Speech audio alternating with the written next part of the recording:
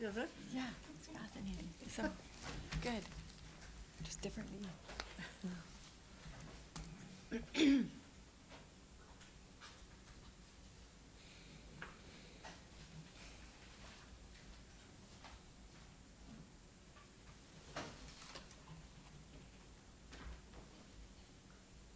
Okay.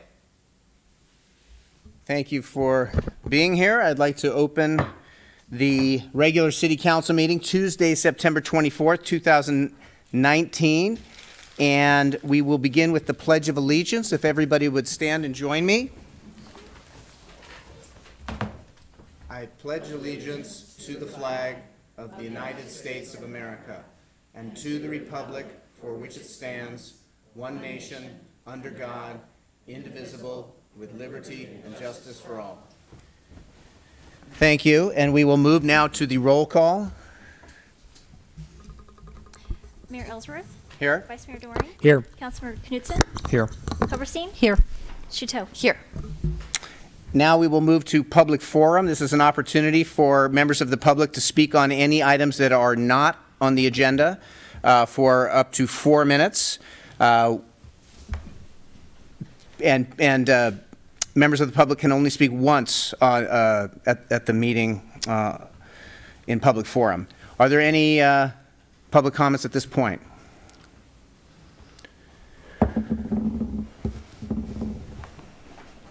I'm Anthony McKelly, 1125 Cornella. I don't know if the council's noticed, but our buildings are getting filled up in St. Helena. The Masonic building has a gallery. We have wine tasting shops going in, and I don't know if Aaron, he probably can't say how many more are in the chute. So pretty soon we're not going to have that blight. So I'm hoping we won't need a hotel anymore then. Because the only buildings that are unoccupied are the most expensive spaces in town, and I'm not going to name who they are because everybody knows where they're at, but I just want to know the council.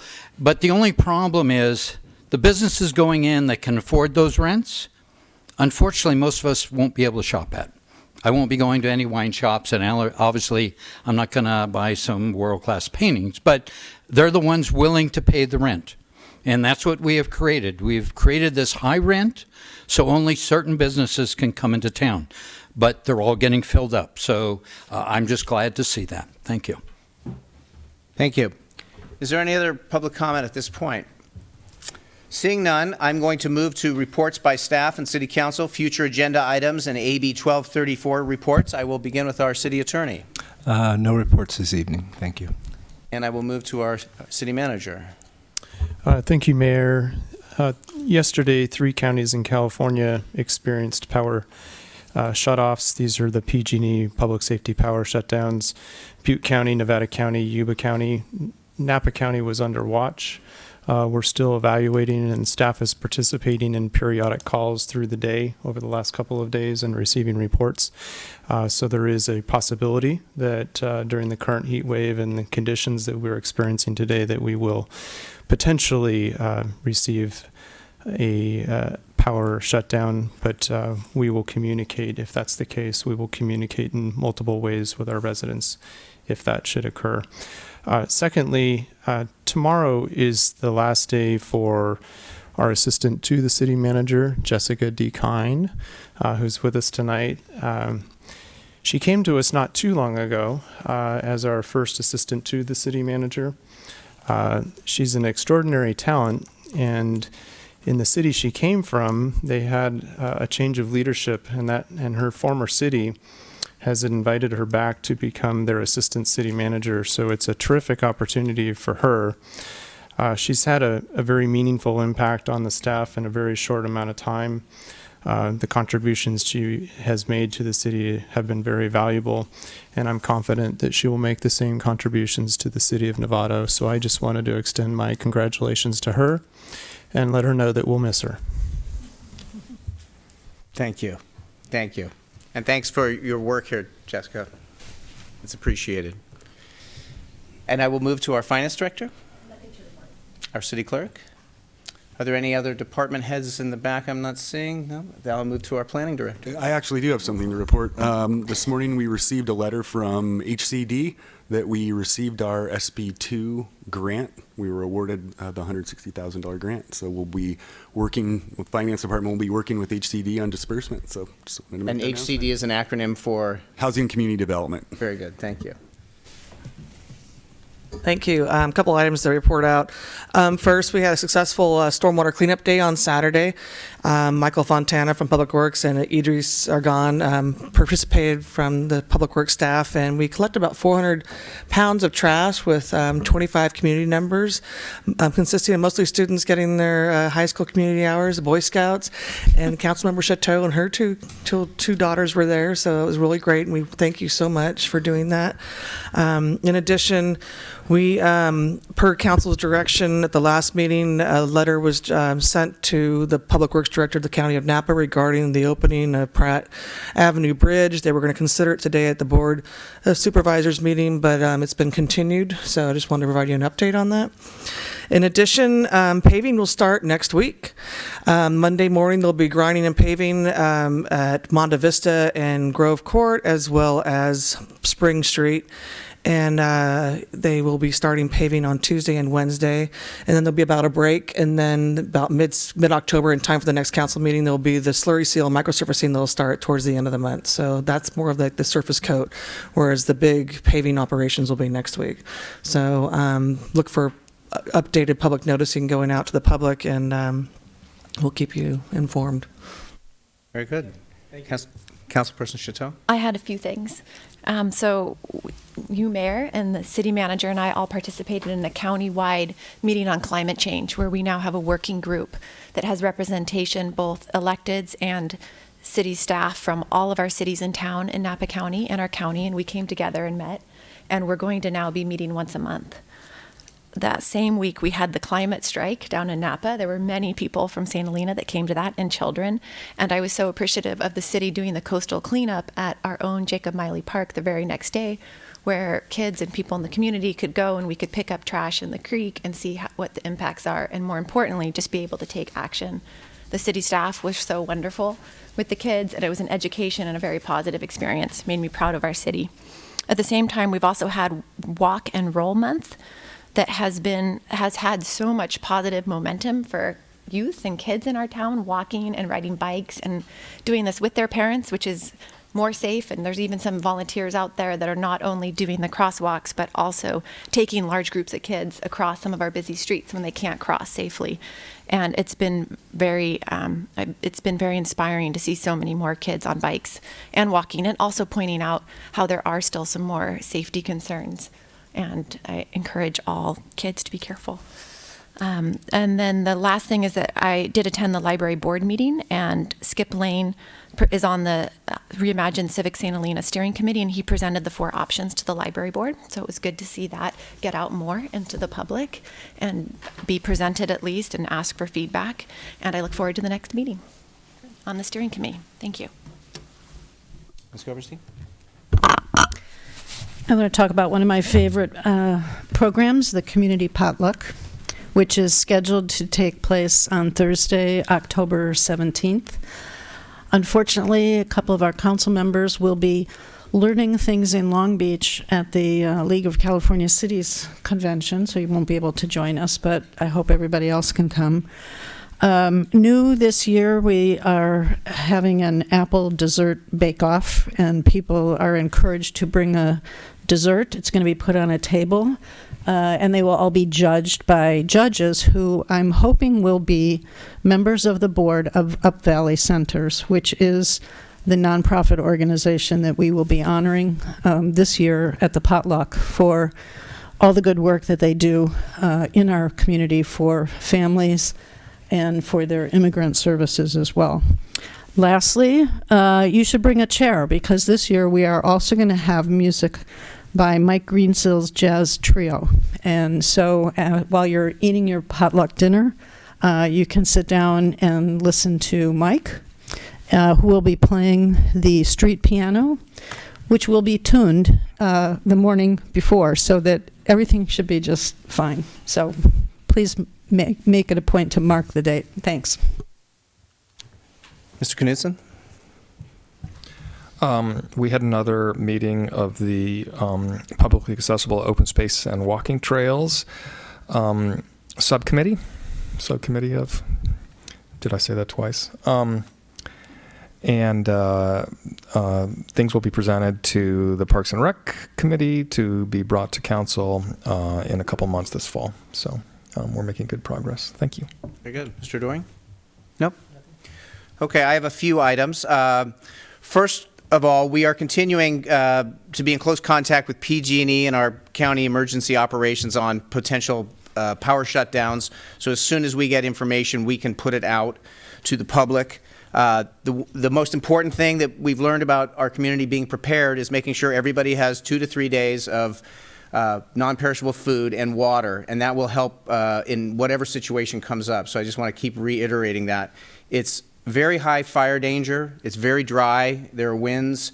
We all need to be extra careful about any kind of open flame, sparks, anything that can accidentally cause a fire or have a fire to spread. So I just want to bring that up. Tomorrow morning at the St. Helena Public Library, the LGBTQ Connection is pleased to offer their LGBTQ Best Practices training on Wednesday, September 25th, tomorrow, from 8:30 a.m. to 12:30 p.m., and that is at the St. Helena Public Library, and that is bilingual. The presentation will be in English, but there will be translators there. And this workshop helps attendees to better reach and serve lesbian, gay, bisexual, and transgender youth, adults, and seniors in Napa County. And once again, that's at the library tomorrow from 8:30 a.m. to 12:30 p.m., just afternoon. Ms. Chateau brought up the Walk and Roll Month. Tomorrow, that's also going to happen with kids riding their bikes to school, walking to school. It's an opportunity for us as adults and drivers to be as cautious as we can be and really work on a culture here where we are anticipating that there will be kids on bikes, pedestrians walking, and we make the effort to drive in such a way as to keep them as safe as possible and sort of spread that culture around in the city. And then finally, I want to talk about on October 5th at Lyman Park, at our beautiful Lyman Park, there's going to be an Italian flag raising and Festa Italiana, which is going to go from 10 a.m. to 4 p.m. And many of the Italian wineries in Napa County are going to be there pouring wine. There's going to be food, there's going to be music, and it's going to be a celebration of our Italian heritage in St. Helena and Napa County. So please come out. This is free to the public, is my understanding, and hope to see everybody there. So that's on October 5th. It's a Saturday. And with that, donations welcome. With that, I will move to our consent. I'm seeing no. Pardon? Mr. Mayor, Yes. I'd like to. Oh, that's right. I'd like to continue item 8.1 to the following meeting. Okay, so we're going to do the proclamations first. I'm sorry, I jumped ahead.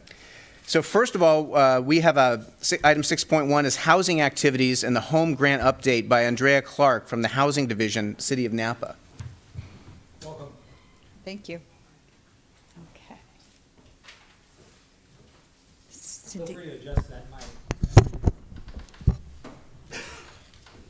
Cindy's being kind enough to put my PowerPoint presentation on the screen, and hopefully I'll be coordinated enough to work the remote. If not, I got you.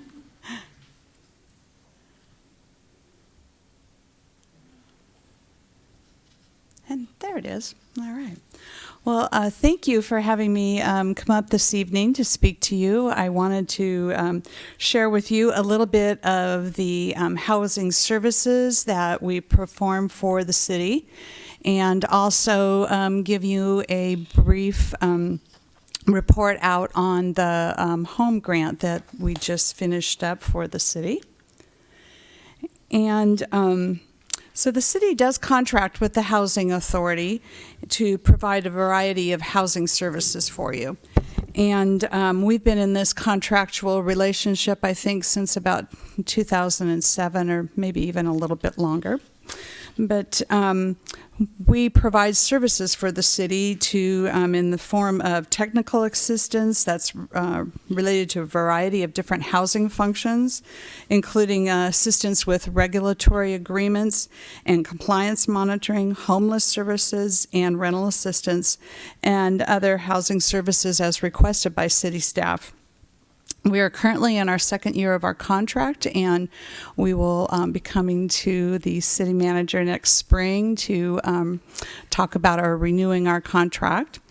And but first of all, in my report, I did want to talk to you then about our county-wide services. Basically, that is in the form of the rental assistance that is offered throughout the county, and it is one of our biggest functions that we do at the Housing Authority, and it is through the Section 8 Rental Assistance Program. Currently, we receive funds from HUD, Housing and Urban Development, on the federal level, a little over $11 million to be able to issue just a little over 1,100 rental assistance vouchers. Those vouchers can be used anywhere within the county, and so 10 households have decided that they're going to use it to rent market rate units here in the city of St. Helena, and we have another 6 households that are on the wait list that live here and are trying to receive assistance. This assistance is offered to those households that are at very low income, generally at about the 30% of median income on up to 50% of median income. We have, unfortunately, an extensive wait list, and we had to close our wait list a couple of years ago, but we do operate this program. And again, it's throughout the county. And under this program, each year, the recipients will meet with their housing technicians and review their housing voucher, their income, and any other assistance that they're receiving, and then determine what is going to be the Housing Authority's share of their rental payment. So generally, the household pays about 30% of their gross income as their share of the rent, and then the Housing Authority pays the remainder of the rent. And we have housing inspectors that go in and look at the units each year to make sure that they are health and safety compliant, and that the landlord is also taking care of any repairs that are needed to be done, and also, most importantly, too, that the tenant is maintaining the unit in a health and safety manner also.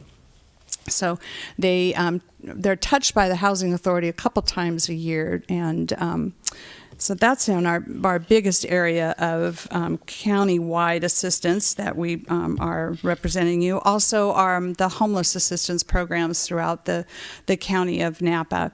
We sit on the Continuum of Care Committee, and we represent, the Housing Authority represents all of the cities in the county, and we also are the administrators of the Shelter Plus Care grant that we receive from from HUD, and that is used for rental assistance.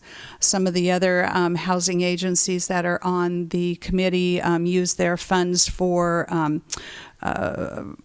case management, but most of the funds are used for rental assistance, and the county receives just a little over $700,000 for that program. So the next area I wanted to tell you about is the standard services of your agreement. And under this area, we then monitor and watch out on those the different housing regulatory agreements that have been executed and recorded here in St. Helena. So in the for sale units, we verify the home ownership and that they are being owner occupied. We make sure insurance coverage is on the units and that they're paying their property taxes. We respond to any kind of refinance requests that the homeowners may have or are seeking. And then in the area of the rental units, we then work with the property managers and confirm that they are renting the units at the appropriate rent levels to the appropriate income levels, and that they are performing the tenant income certifications on an annual basis. And we're making sure then that the property managers are being compliant with your local housing preference policy. So, and in some of the areas of the ownership units, we did have a change in ownership in the Wallace subdivision on Voorhees Circle. So we helped with the sale of that unit to help the owner find the seller find a income eligible buyer, and then also then work with the buyer to be able to make sure that they are getting financing that is marketable and not in fair rates, etc. And then we recently had a change in ownership of one of the market rate units in Magnolia Oaks, and we made sure that that new owner then is signed and executed a rental restriction, new rental restriction agreement on that granny unit that's attached to it. So that change of ownership just happened. And then this past year, my housing manager and myself, we reviewed the McCorkle Street property loan documents and regulatory agreements. We also provided some assistance with Tierley Flats, the Grayson Avenue project, and the Hunter projects. And then any other kind of questions that any of the city staff had with regards to housing issues, we were available. So now I'd like to tell you then about the home grant. So in this area, what we did first of all, we helped the city apply for the grant, and you were awarded the grant in 2015. And this grant was then to be used for owner-occupied rehabilitation repair loans. And so we had some changeover in staff shortly after this agreement was signed, and it took a little while to get all the contracts, setups done that the state requires, and we, in 2016, December of 2016, were able to get the state to sign off on the grant and give us authority to use the funds. So at that point, then we started marketing and doing outreach. We had a couple of different homeowner workshops over in the mobile home park, and in the Vineyard Valley mobile home park, and we sent out flyers to the below market rate homeowners on Voorhees Circle, and also in the Marietta townhomes. We had some homeownership meetings there, trying to encourage them to apply for some assistance, and we just couldn't get anybody to that was interested there. But anyway, we did a lot of marketing. We ended up receiving 31 loan applications. 20 of those applications were approved, and 3 were incomplete applications. And then, unfortunately, we had 8 that we had to reject because they were over income.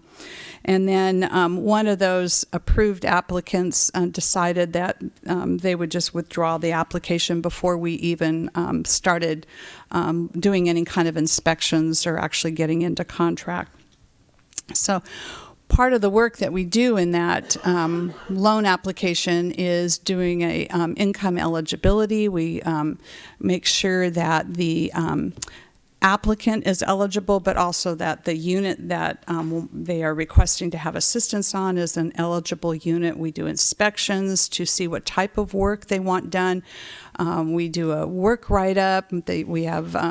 We prepare loan documents, and then also do progress inspections throughout the course of the time of the project. And so the city was granted $500,000 for the program. It was a new program for the city, so we were like I said, we were able to even though we had a slow start, we were able to obtain those 30 applications. And so we got close to our expiration date of June 30th, and by middle of May, we had all of the funds committed. And we were pretty excited because we thought, okay, we're going to be able to spend down this entire grant. And so we had 19 projects that we were in the works. And then about a month before the expiration date, we had one homeowner that just was not cooperating with the contractor. So we had to cancel that project. And then we had another homeowner that, after they had signed contracts and entered into agreements with the contractor, decided they just didn't want to participate in the program. And therefore, city, unfortunately, we ended up leaving just a little over $51,000 on the table because we couldn't get another project or two together before the grant expiration date. And the state will not grant you any extensions. So we knew at that point we weren't going to be able to spend the money. So, but we're felt very strong about our performance because we only had a year and a half to spend the $500,000. So we thought we did a very good job being that it was a brand new program here for the city. And okay, I guess the battery has worn out. I wanted to show you some before and after pictures. So in this picture, the bathroom had a considerable amount of dry rot, and so all of the bathroom flooring had to be replaced. We installed a low threshold shower, so the owner was able to get in and out of the shower safely, installed some grab bars, and also installed a new vanity and kind of just spruced up that bathroom. And go to the next slide.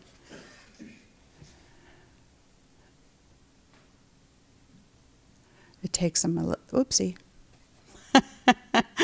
So in this slide, so on the left is the before, and on the right is the after. So this particular unit had some roof and windows that were leaking, and so we had to repair some dry rot on the roof and around the windows, installed some new energy efficient windows for them, repainted the exterior, and you can see that fence is starting to fall down too, so we repaired the fence and painted that for them. So with each of these loans, projects that we do work on, the grant and the regulations of the grant require us to make sure that we are making that all health and safety issues are being taken care of, and all code issues are being taken care of.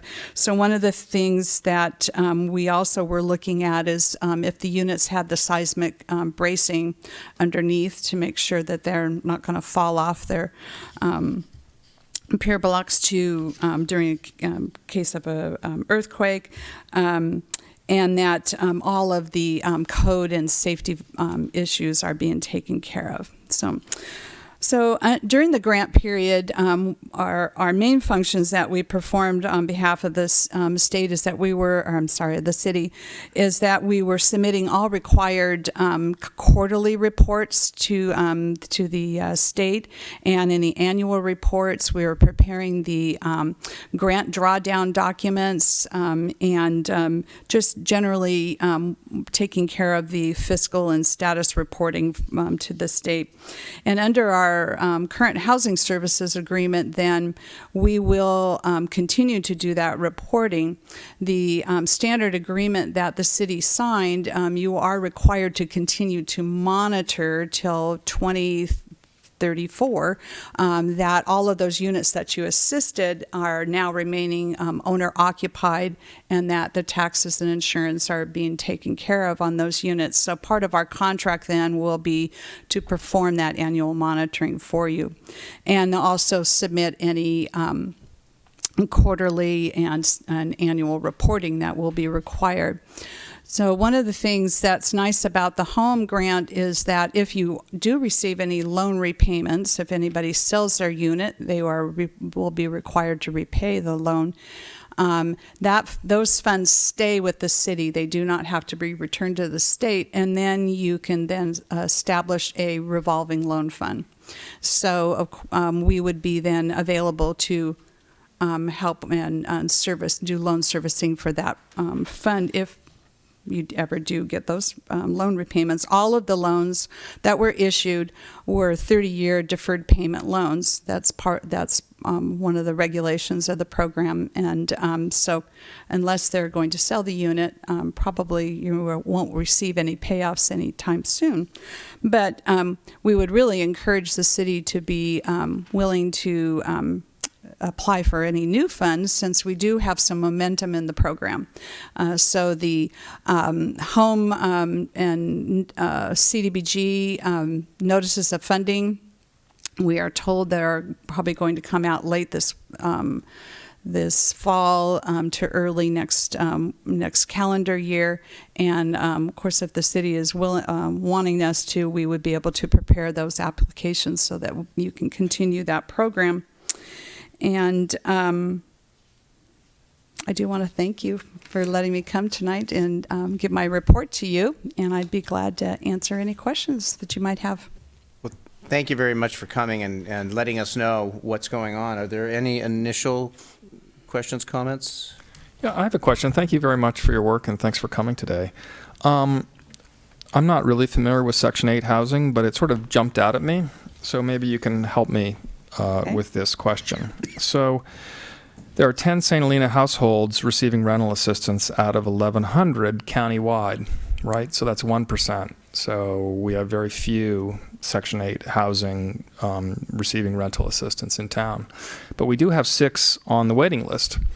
I just did a quick calculation. According to 2010, St. Helena has about 4% of the county population. So we really should, in a perfect world, have 40 to 50 rental assistance, Section 8 housing rental assistance. Is there any reason why those 6 that are on the waiting list couldn't be moved immediately to the top of the waiting list so that we can get our fair share up here in St. Helena for these individuals? Okay, so we issue the vouchers to the eligible households, and they choose where they want to rent a market rate unit. So it has nothing to do with fair share for each of the cities within the county. It's where they choose to rent. And so is it possible that those 6 St. Helena households that are on the waiting list, that once they receive the assistance, that they could move out of St. Helena? It's possible they could move out, or they could rent, and they could use their voucher if their landlord is willing. They could use their voucher to rent and pay for the rent that they're currently living in. Because I'd really like to understand that if we're losing people because once they receive assistance and they say, okay, we're leaving St. Helena, that would be a really interesting statistic to have, yeah. Right? I mean, you can't tell people where they have to live, and again, they get. I would suspect that they would, if their name would to come up on the wait list, that they would probably try to currently stay where they're at and rent the unit that they're. So those 6 people on the waiting list, how do you determine who? Is it based on the time that they've been on the waiting list, or what's the criteria for moving people to the top of the list? It goes on, yes, time that you've been on the wait list, and if you are currently living and or working in Napa County, if you have family, or if you're seniors, or if you're veterans.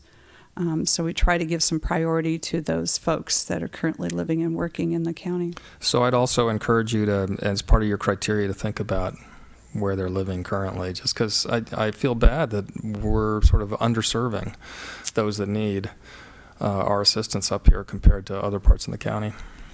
Thanks. I understand. Again, we can't dictate where they use the right, but voucher. if they're already living here, and in general, if what you show is that people tend to not move once they receive the assistance.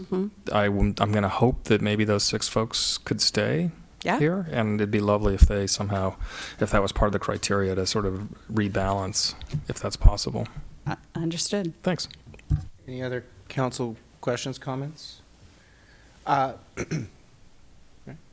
was just going to say, I really appreciate your compliance services. I don't think they can be overlooked, with the couple of projects that we have in town, and it is a lot of work to qualify the people and keep tabs, and we really appreciate it. Thank you.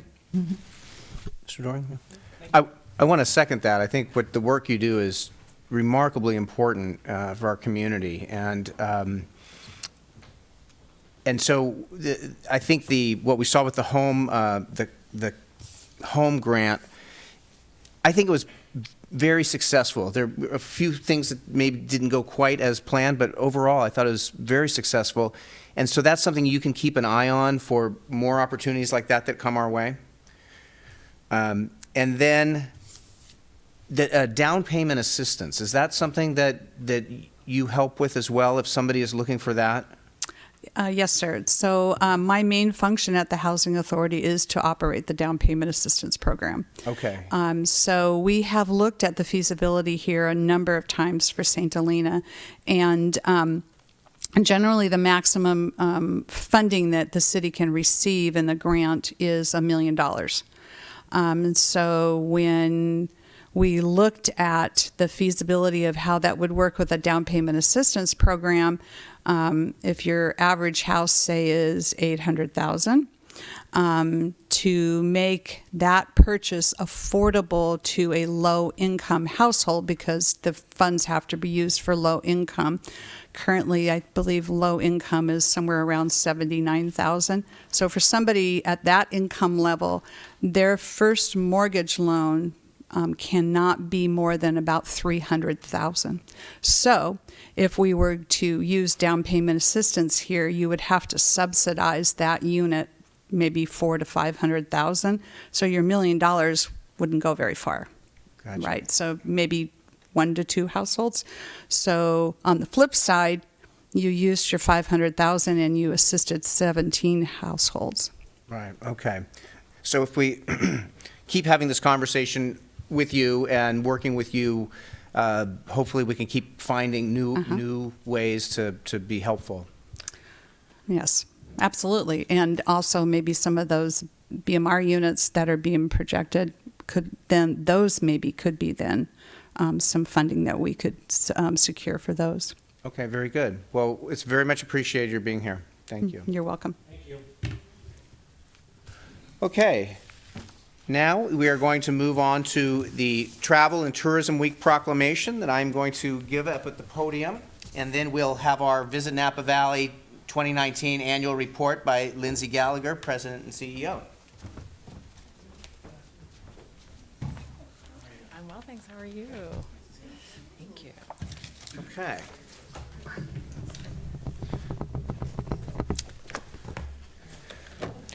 This is the City of St. Helena proclamation recognizing Travel and Tourism Week, which is September 15th to the 21st, 2019. Whereas the City of St. Helena is a place of great charm that attracts visitors from around the world, whereas visitors coming to the City of St. Helena enjoy its shops, restaurants, tasting rooms, parks, and many other amenities, whereas visitors overnighting in St. Helena can enjoy accommodations at a wide range of lodging establishments, whereas leisure travel, which accounts for more than 3/4 of all trips taken in the United States, provides large benefits to travelers' health and wellness, cultural awareness, education, happiness, and relationships. Whereas it is the hardworking people employed in the tourism and hospitality industry who daily dedicate themselves to provide superior customer service and comfort for guests, who are the core of the industry and essential to its success, whereas the City of St. Helena remains deeply appreciative of the local hospitality industry's contribution to the fire response and recovery of 2017, which included providing warm hospitality services to visiting first responders free of charge, Now therefore, I, Mayor Jeff Ellsworth, do hereby proclaim September 15th to 21st, 2019, as Travel and Tourism Week in St. Helena, California, and urge residents of Napa County to join me in this special observance to commemorate, congratulate, and celebrate the people in tourism and hospitality. In witness whereof, I do hereby set my hand and cause the seal of the city of St. Helena to be affixed this 24th day of September, 2019. Thank you. Thanks very much. Yes. And I have to sign. Do you have a pen?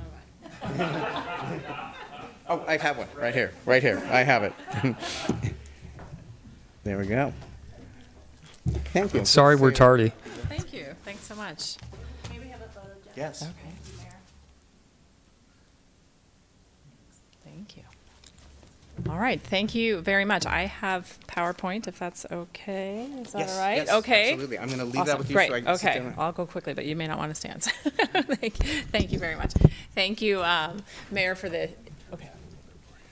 Get me on camera. There you go.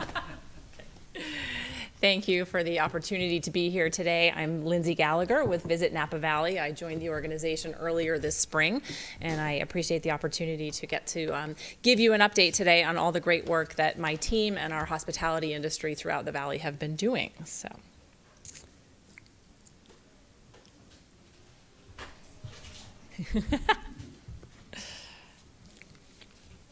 So as a just point of clarification, we have a couple of handouts for you. I have a few slides to review with you today, and then we have our fiscal year 2019, which we just finished. We're on a July to June fiscal year, so we have a copy of that report for you with lots more detail, as well as a look ahead at our plan for fiscal year 2020, which began on July 1st. And then we've got a little one-page Why Tourism Matters handout for you as well. So there's lots more materials at your desks, but I'll give you a few highlights in the next few minutes.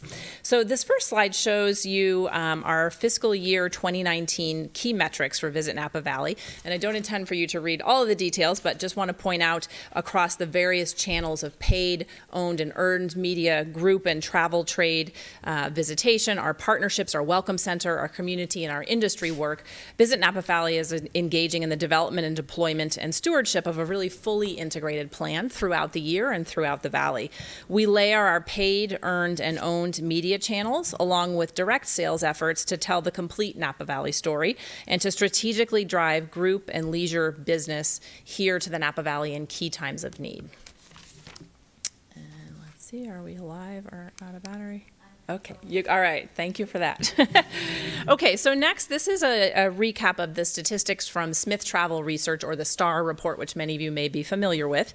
And this shows, again, our fiscal year. So it goes from July 2018 through June 2019. And it shows us that hotel occupancy has remained flat during that time period at a little over 70%, as it has since 2016. And supply has increased slightly. You see supply over on the right-hand side. So what you see is that our hotels are continuing to drive rate, with overall revenue per available room up 6.2%.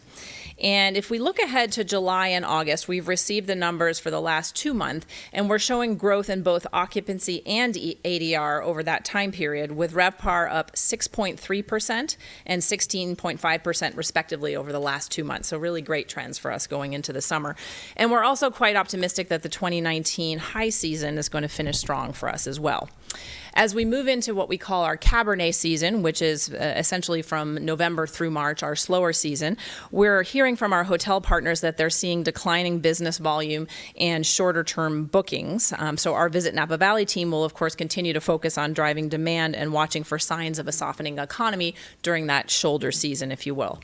STR, the research that you see here on the data firm, is projecting that Napa County's market will stay flat in occupancy and that will grow rate by 3.2% for calendar year 2020.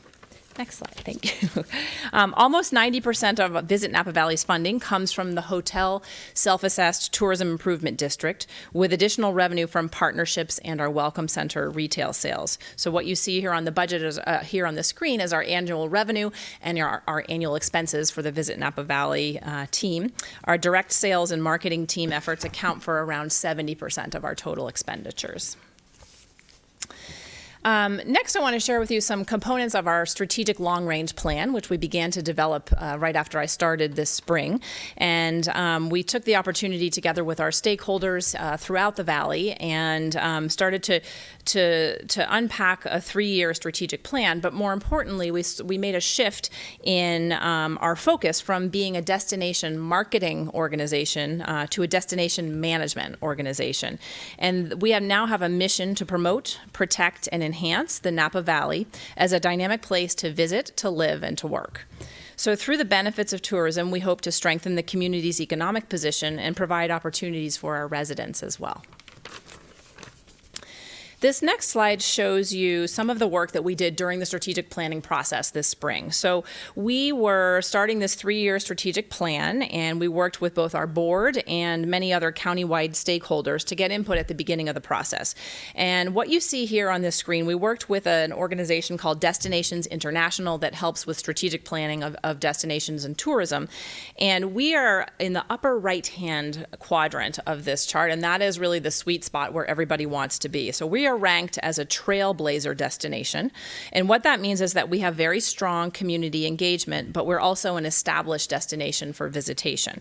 And basically all of our stakeholders agreed on that analysis of where we place ourselves as well as where others place us. However, we have many strategic challenges that we need to be wary of when we're sitting in that very enviable position sort of at the top of the heap. And we recognize that competition's only going to increase, and we've started to see that other destinations nearby and around the world that are doing a good job of communicating a compelling reason to visit their destination. So we at Visit Napa Valley know that we're going to have to stay diligent and that we might have to work a little bit harder than we have in the past to stay in that top spot. So here you see a summary of our strategic goals and our long-range plan for the next 3 years. We have 4 key pillars. First and foremost, of course, is strategic marketing and sales. And what we would do in under that key goal would be consumer research and rebranding. Diverse market segments and audiences will be our focus. We'll do some sales training to help both our Visit Napa Valley sales team as well as our hotel partner sales teams to better and more effectively sell the Napa Valley in a potential time of economic downturn. The second key area is collaborative destination management, and we're going to partner with the hospitality workforce and housing initiatives. We will evolve our welcome center and other key areas that help us collaboratively manage our destination.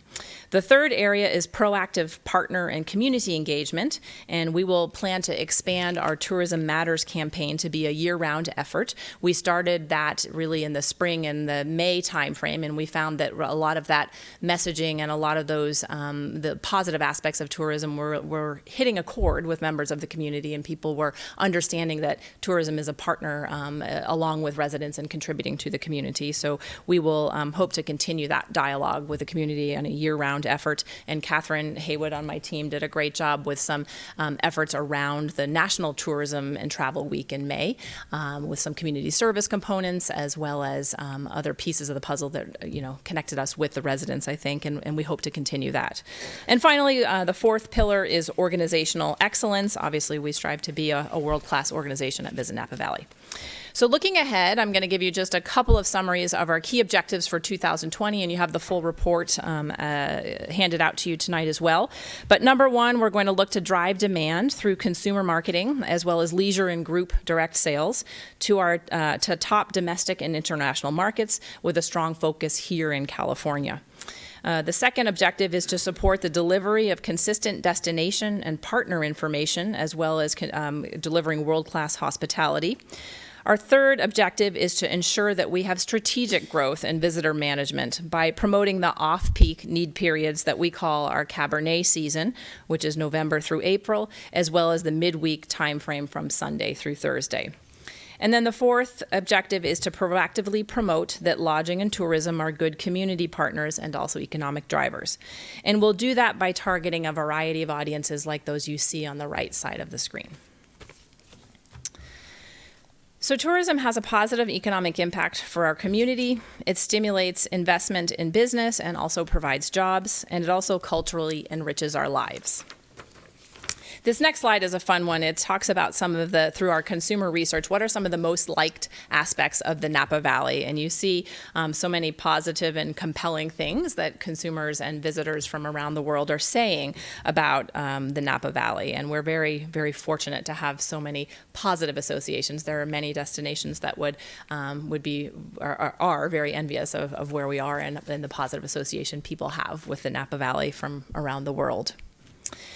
So as part of, all of us are part of the tourism industry, and there are some key takeaways that I hope to share, highlights with you today, and you have a one-page card if you are interested in exploring this further, but this is a piece that Catherine and our team put together this spring for National Tourism and Travel Week, and I think I'd like to focus sort of on the bottom of each of those three boxes. So you see that visitors spent $2.23 billion here in 2018, and visitor growth was almost 9%, but direct visitor spending was nearly twice that at 15%, 15.4%. So what that tells us is that, yes, more people visited us here in the Napa Valley, but those that came stayed longer and spent more money on the trips that they did make to the Napa Valley. If you move to the middle, we see where those visitors came from, and we see that we welcomed 3.85 million visitors. But if you look down at the bottom of that section, the growth of day trip guests was 5.3%, and the growth of overnight guests was almost 14%. So the growth of overnight guests was 2.5 times the growth of day trip visitors. And again, that's what we're hoping to do with any strategically managed tourism growth, is to have people stay longer and spend more money. And then finally, on the right-hand side, you see some employment statistics, and you see that tourism is the second largest employer in Napa County after the wine industry. Next, we'll drill down a little bit on where those visitors are coming from. 80% come from domestic within the United States, and just under 20% are international. Here, the brown line, each state has a brown and a green line. The brown line represents how much they spent on average, and the green line is the volume of visitors who came here. So you see the brown line in particular, when we're looking at spend, who spent the most? That was led by visitors from Florida and New York. And who did we see the most of? California. It's no surprise that California is the largest state in terms of visitor volume, followed by Texas, New York, Florida, Illinois, and Washington. Moving ahead to the international visitors, the same metrics here. The brown line is how much they spent on average. The green line for each country represents the visitor volume. So the top spend markets were visitors who came from Australia, Canada, and China. And in terms of visitor volume, Canada and China were virtually tied for number one, followed by the United Kingdom. Okay, so visitors purchase a diverse range of items when they come here, including lodging, food, and transportation. The single largest component of visitor spending is, of course, retail, and that does include spending on wine tasting rooms as well as in our shops. This accounted for 33.5% of all spending and totaled $747 million. The second largest component was the $479 million that visitors spent on Napa Valley restaurants and food. Restaurants and food service establishment. And then finally, total visitor spending in hotels was approximately the same as restaurants, accounting for $476 million. And to fully understand the importance of spending in hotels, I think it's important to note that hotel guests only account for 30% of our visitors. So it's a significant amount that the lodging industry is driving there. And then finally, we're proud to live and work in one of the most desirable places in the world. And we're even more proud to support the livelihood of nearly 16,000 people in our community who are employed by the tourism industry. And the total combined payroll of those jobs is just under $500 million. So taking a little look into the TOT at this point in time, that's the tourism occupancy tax, as I believe you know, and hotel guests are charged 12% TOT on an overnight stay.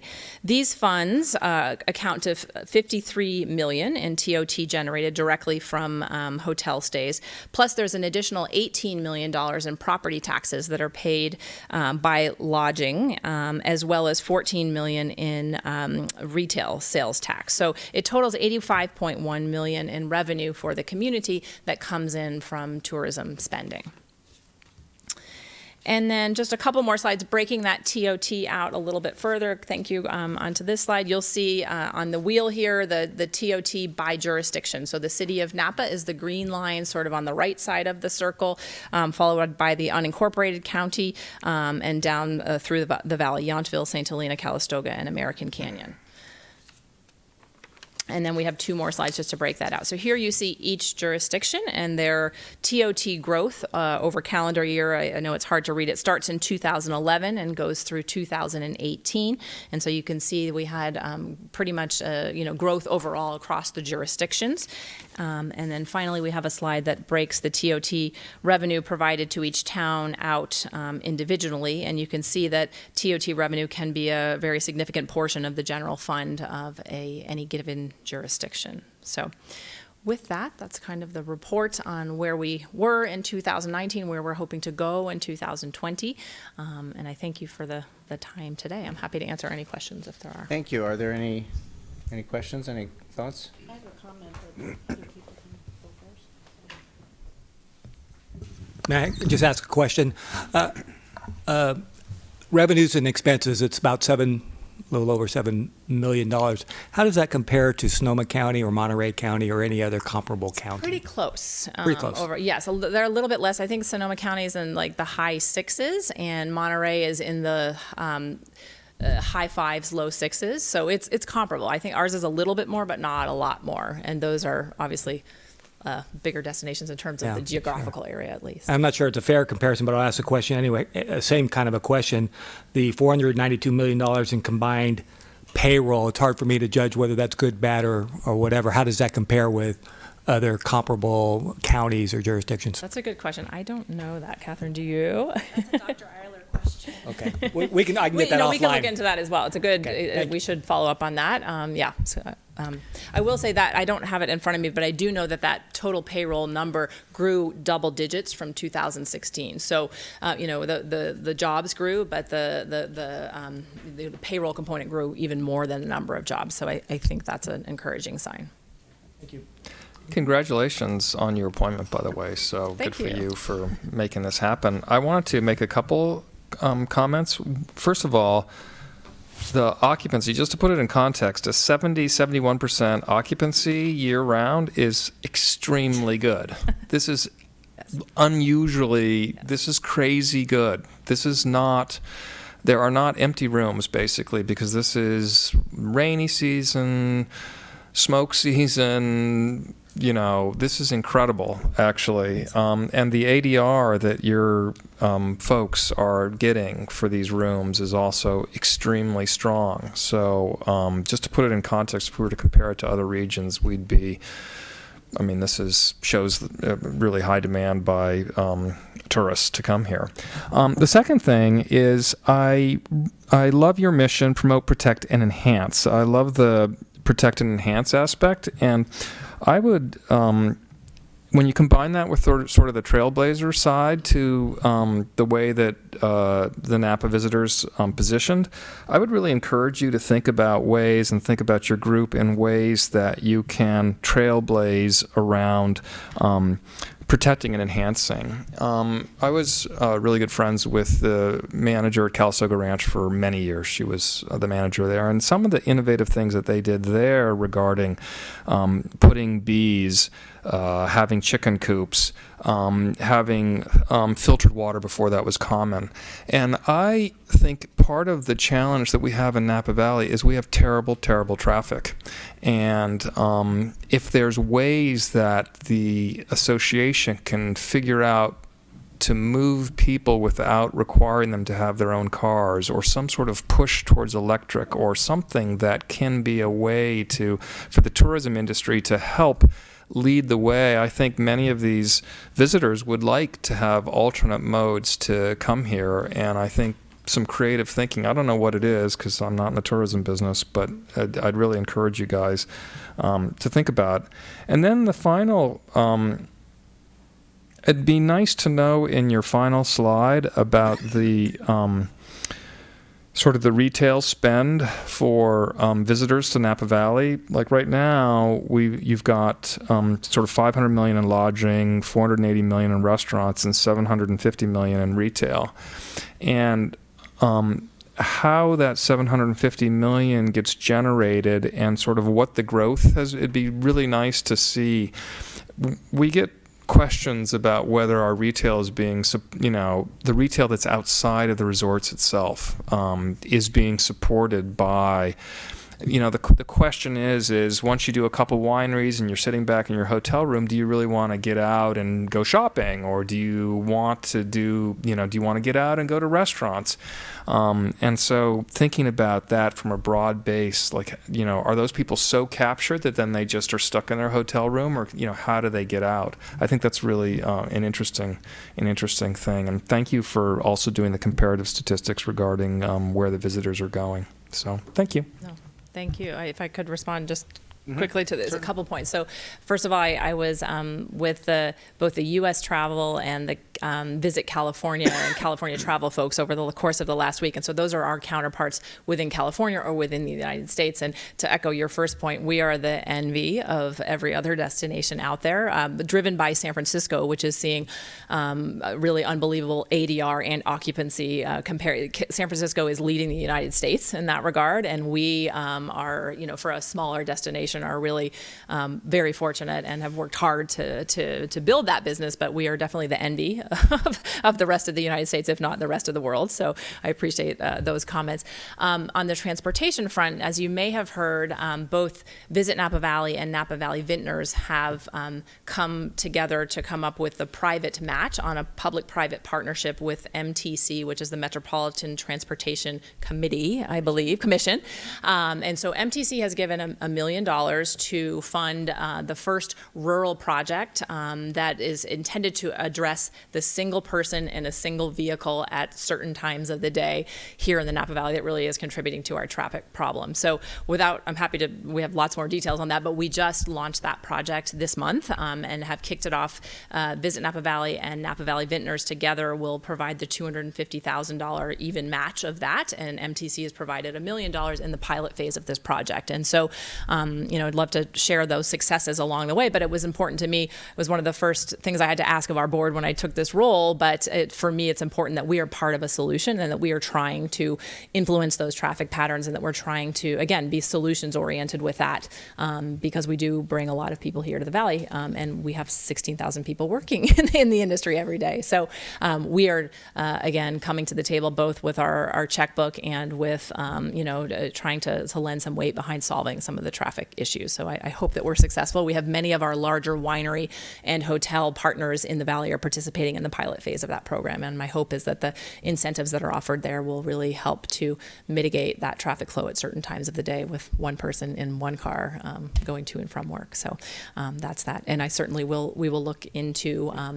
unpacking the detail of that retail component, either with the study we have or perhaps in the next iteration of it. So thank you.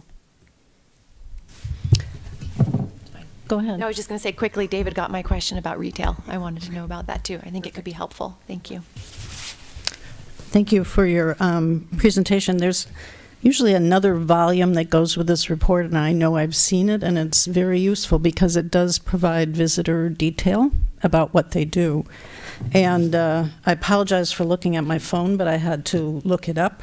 And it is a fact that people who spend the night in hotels pay more on shopping, could pay more for shopping and restaurants than the day trippers do. It's also a fact that of the people who come to Napa Valley to visit, most of them, 71%, are going to the city of Napa. The next highest place they come to is St. Helena, 56.6% of them. We have the lowest number of hotel rooms, and next to American Canyon, we have the lowest TOT. So I've said this before, I think it's worth taking a look at further hotel development in the city. I think it can do a lot.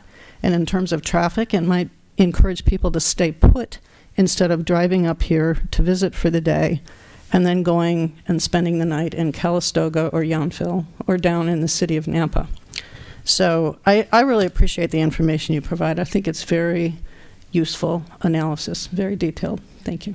Thank you. We have about 100-page report that is on our website, and I know we were trying to be cognizant of having too many slides and too many reports, but yes, there is a really great deck with lots of information that unpacks this visitor study further, so I encourage you to reference it, and please reach out to us. We're happy to help unpack that a little bit more. And one thing I didn't add, and I want to make sure I take the opportunity to do so, is that we very much enjoy collaborating with the tourism efforts that are coming from the City Council, from the Chamber of Commerce, here in St. Helena, as well as the other jurisdictions. And that's been really important to me, and I know my team has been making efforts for years on that front, but we really sit as Visit Napa Valley at the point of inspiration. We are getting people to come to the Napa Valley, and then we're collaborating closely with the individual towns to get them to stay in St. Helena and visit a winery and dine in the restaurants here, or Yountville or Calistoga and others. And so I think one of the top priorities for me as we launch some new brand creative and some new corporate identity over the course of the next year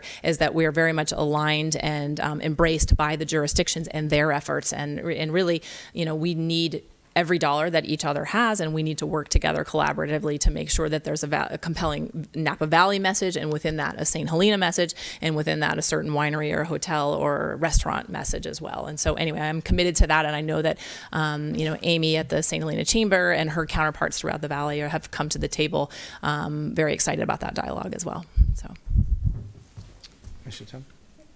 Thank you. Well done. Thank you. So I have just a comment, and I do also appreciate, I think it's very comprehensive and a lot of great data.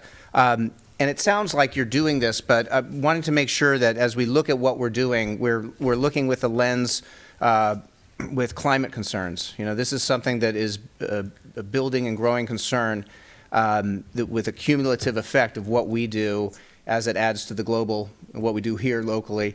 So, I applaud the work on the transportation, and I think if we just keep looking at all the decisions we make and recognize that this is a critical time. So it's appreciated, and as I said, it's very comprehensive and gives us a real picture of what the numbers are.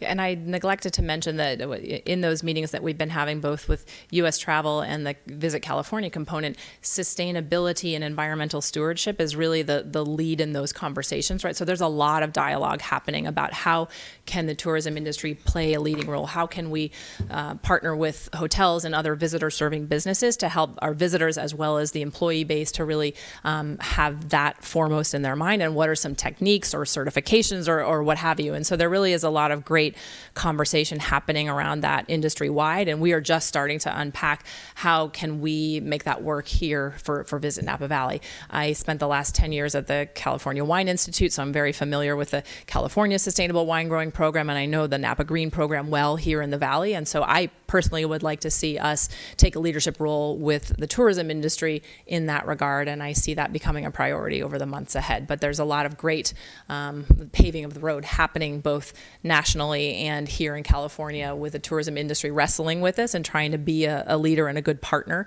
in that regard. And I hope that we can follow a lot of that lead and really make something in a compelling way work for us here in Visit Napa Valley. Very good. Well, thank you.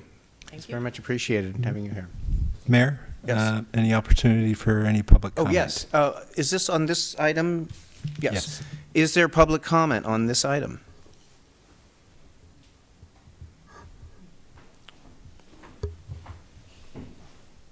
Anthony McKelly, the last slide, it was kind of interesting that we are the lowest revenue gainer, I guess, by hotels, but yet that low revenue pays for most of our budget, 121%. It seemed, if I understood that slide right, I don't know if Cindy could put it back up, but I'm a little confused that we get the littlest amount, but it contributes the most to our budget. Where yet these other cities, they get much more money, it contributes less to the budget, so that must mean they're making up their budget by other means, and I'm curious why St. Helena doesn't do that. Unless I misunderstood. Did I misunderstood? So, It grew by 120%. so Is there a slide behind this one? why don't we can provide the, Yeah. yeah. Just, okay, maybe I misunderstood. Thank you. Any other public comment at this point? Very good. Thank you for coming. We appreciate it. Okay, we'll move on to the next item. We're going to go to the consent items. We know that 8.1 is not going to be heard tonight. 8.3 is going to be pulled to discuss. Excuse me, Mr. Oh, yes. Mr. Mayor. Yes. Several citizens reached out to me for 8.1, and is there a reason it's delayed? I'm going to hand it over to... The agenda item refers to the adoption of a resolution. There is no resolution in the packet, and there's no indication of when the public hearing date was intended to be set for. So we need to correct that item and appropriately set the public hearing for a future date. And Mr. Biddle, is the intention then that it would be in 2 weeks? I believe the idea would be that the item would reappear in 2 weeks, and we would that would then set a public hearing for a future date. So it's just to set the public hearing is what we're trying to do. Thank you. And we will be pulling 8.3, and we have item 8.2, and that is going to be pulled as well. So we will just move now and discuss item 8.2 first. And this is, am I correct? Well, we will be happy to answer any questions you have. Okay.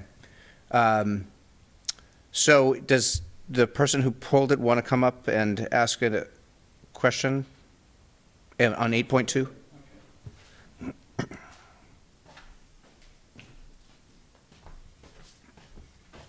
Anthony McCarty, 1125 Cornella. On June 25th, the last meeting, and I hope all you go back to that meeting before you make a decision tonight, but Mr. Chuck Minnan, and I quote from that meeting, that he has raised $8 million for the bike trail, or Vine Trail. He's raised another $4.5 million to complete it from St. Helena to Calistoga. He has said that there's the trail, okay, and that they have raised $600,000 per mile to reimburse the cities for any trail that's built. He said that he already has a contract with Yountville and working on with Napa. And I'm puzzled because he also said in that meeting that St. Helena pledged $103,000 towards the trail. But today he's asking, or somebody's asking, for $241,000.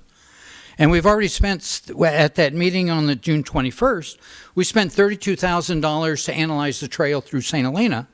So really, if you take that away from the $103,000, we only owe $61,000. So I'm puzzled by the numbers, and I'm puzzled by this money. Is this to, because we haven't come up with a solution how to get through St. Helena yet, how are we giving money to do that, or does this mean from the outskirts of St. Helena to Calistoga? They're asking for this money. I'm just puzzled. I wish you would all go back to that meeting and listen to Chuck Minnan, what he told us. And I believed what he told me at that meeting, but these numbers don't seem to match that meeting. And I want to make sure that after we pay this money, we don't have to pay any money for maintenance, because he claims he's got $6,000 a mile from these philanthropy groups that are going to pay for it all. So my only interest is what it's costing the city. Thank you. Thank you. Hi, Lois Bacciuello. Just a quick question.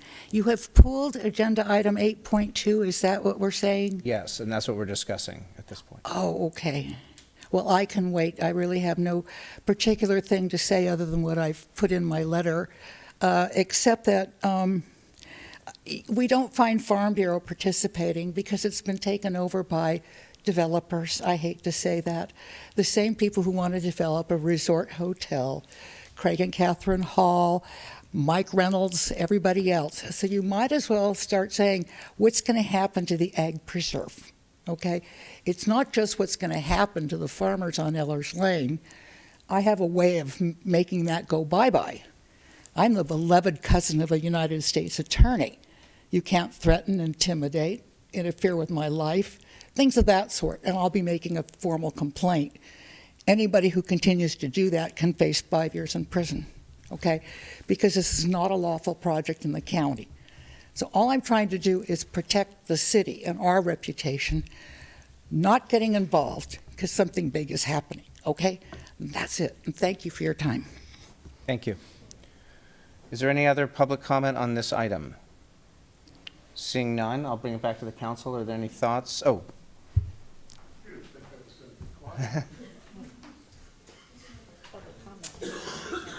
Oh, yes. Please. Ready? Chuck McMinn. My name is McMinn, by the way. The founder and chairman of the Vine Trail Coalition. And I'm here to endorse the item that you're going to be reviewing tonight. Let me explain the numbers in a little more detail. But first, I'd like to go back to the couple of questions that were raised about our last speaker. One, I think the Vine Trail is a perfect opportunity of helping our transportation system that already in the 12.5 miles between Yountville and Napa, we're taking 600 cars a day off the road.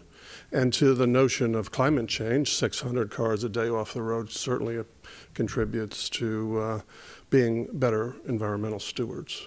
What you're being asked to do today is to approve an additional amount of funding that will be matched by $200,000 of funding from the Vine Trail and collectively around another $500,000 from the other jurisdictions, Calistoga and the County of Napa, to complete the engineering of the Vine Trail between the next phase of the engineering of the Vine Trail between St. Helena and Calistoga.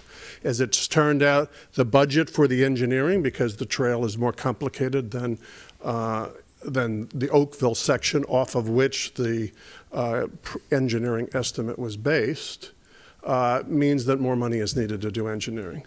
You agreed to do $103,000 along with the city of Calistoga in the past.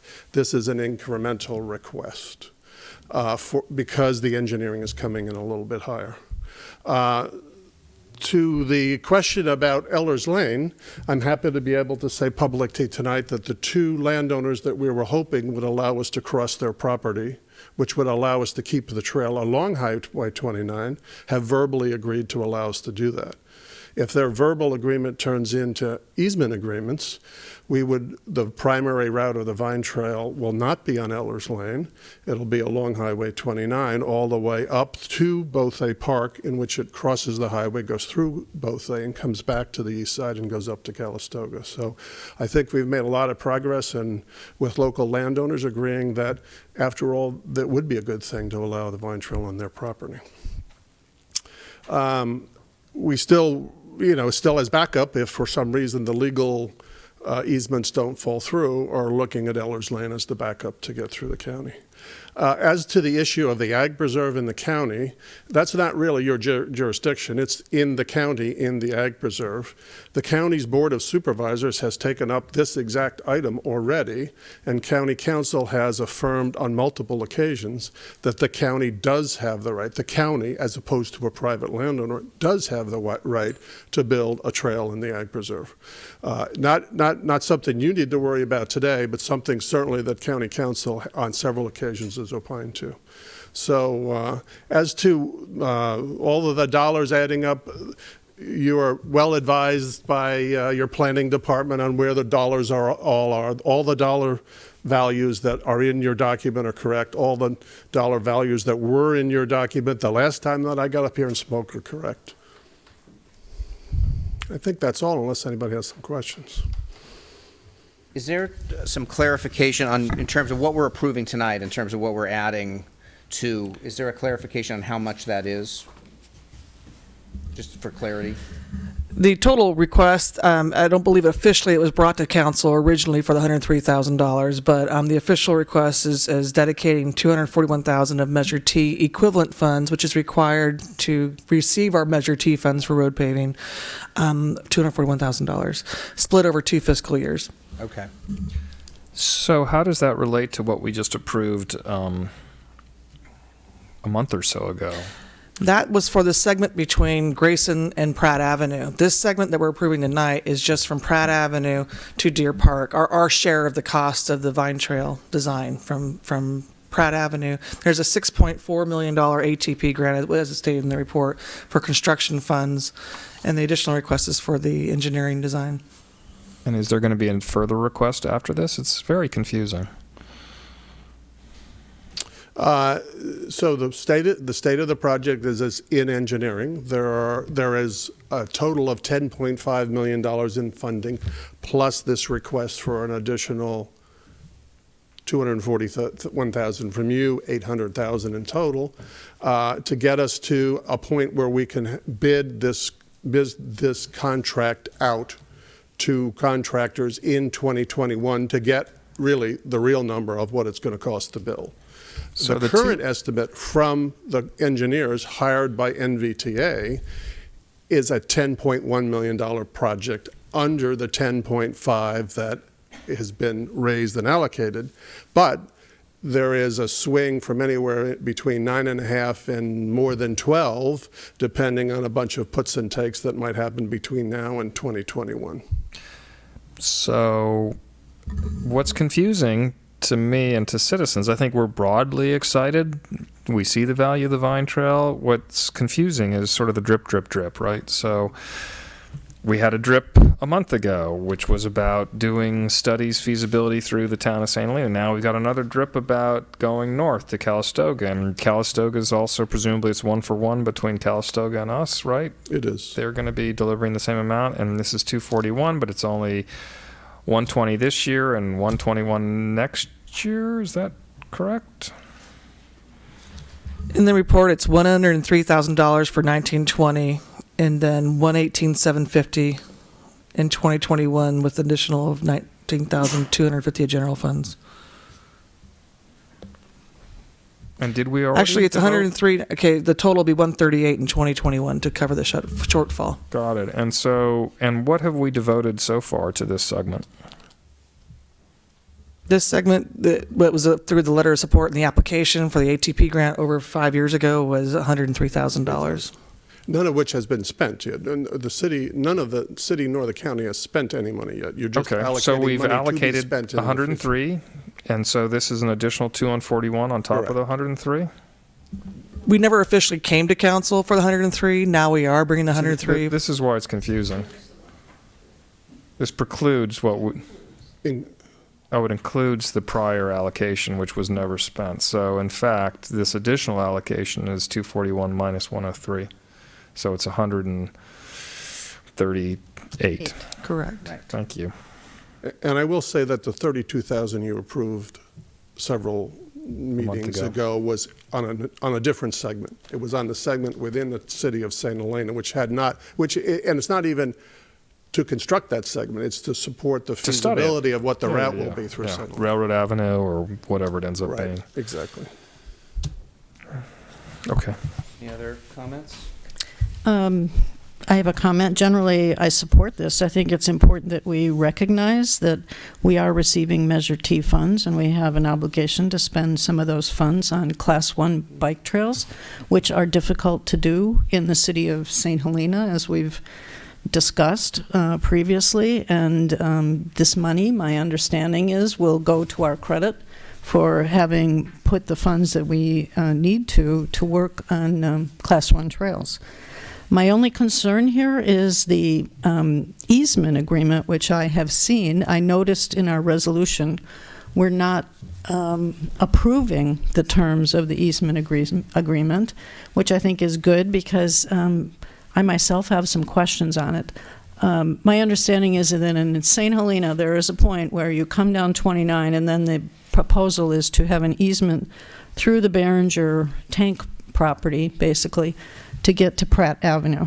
And that under that arrangement, Behringer would grant the city an easement for access and maintenance purposes, so that we would allow people to use that easement to get over to Pratt Avenue, which is all well and good. I see, provided Behringer is willing to do it. But I see that it appears to me under this easement agreement that we are supposed to be doing construction and maintenance work, or somebody is, which is defined to mean installing, constructing, improving, repairing the pavement. And so it's not clear to me whether ultimately the cost of putting this trail through the Behringer property is going to be paid for through general funds from the Vine Trail or somebody else, or whether that is going to become an obligation of the city to pay for the construction of that little segment and then to maintain it. And I just think it's something that we need to understand and discuss it. It's not being approved tonight, my understanding, but that's my concern, if any, about what's happening here. So the money that you're approving tonight is to help us to get to the final engineering. One little piece of that final engineering is how do we get from the Behringer property to Pratt. Actually, we've had some very encouraging discussions with Caltrans about possibly sharing the York Creek Bridge in order not to have to go down Behringer. That still needs more engineering work to figure out the pros and cons of both those little twists as we get to St. Helena. Part of the money that you're authorizing tonight will allow that engineering to be completed, including detailed discussions with Caltrans about the York Street Bridge and how to make it work. I'm comfortable with what we need to do tonight, which is just to authorize this money to go to the engineering study.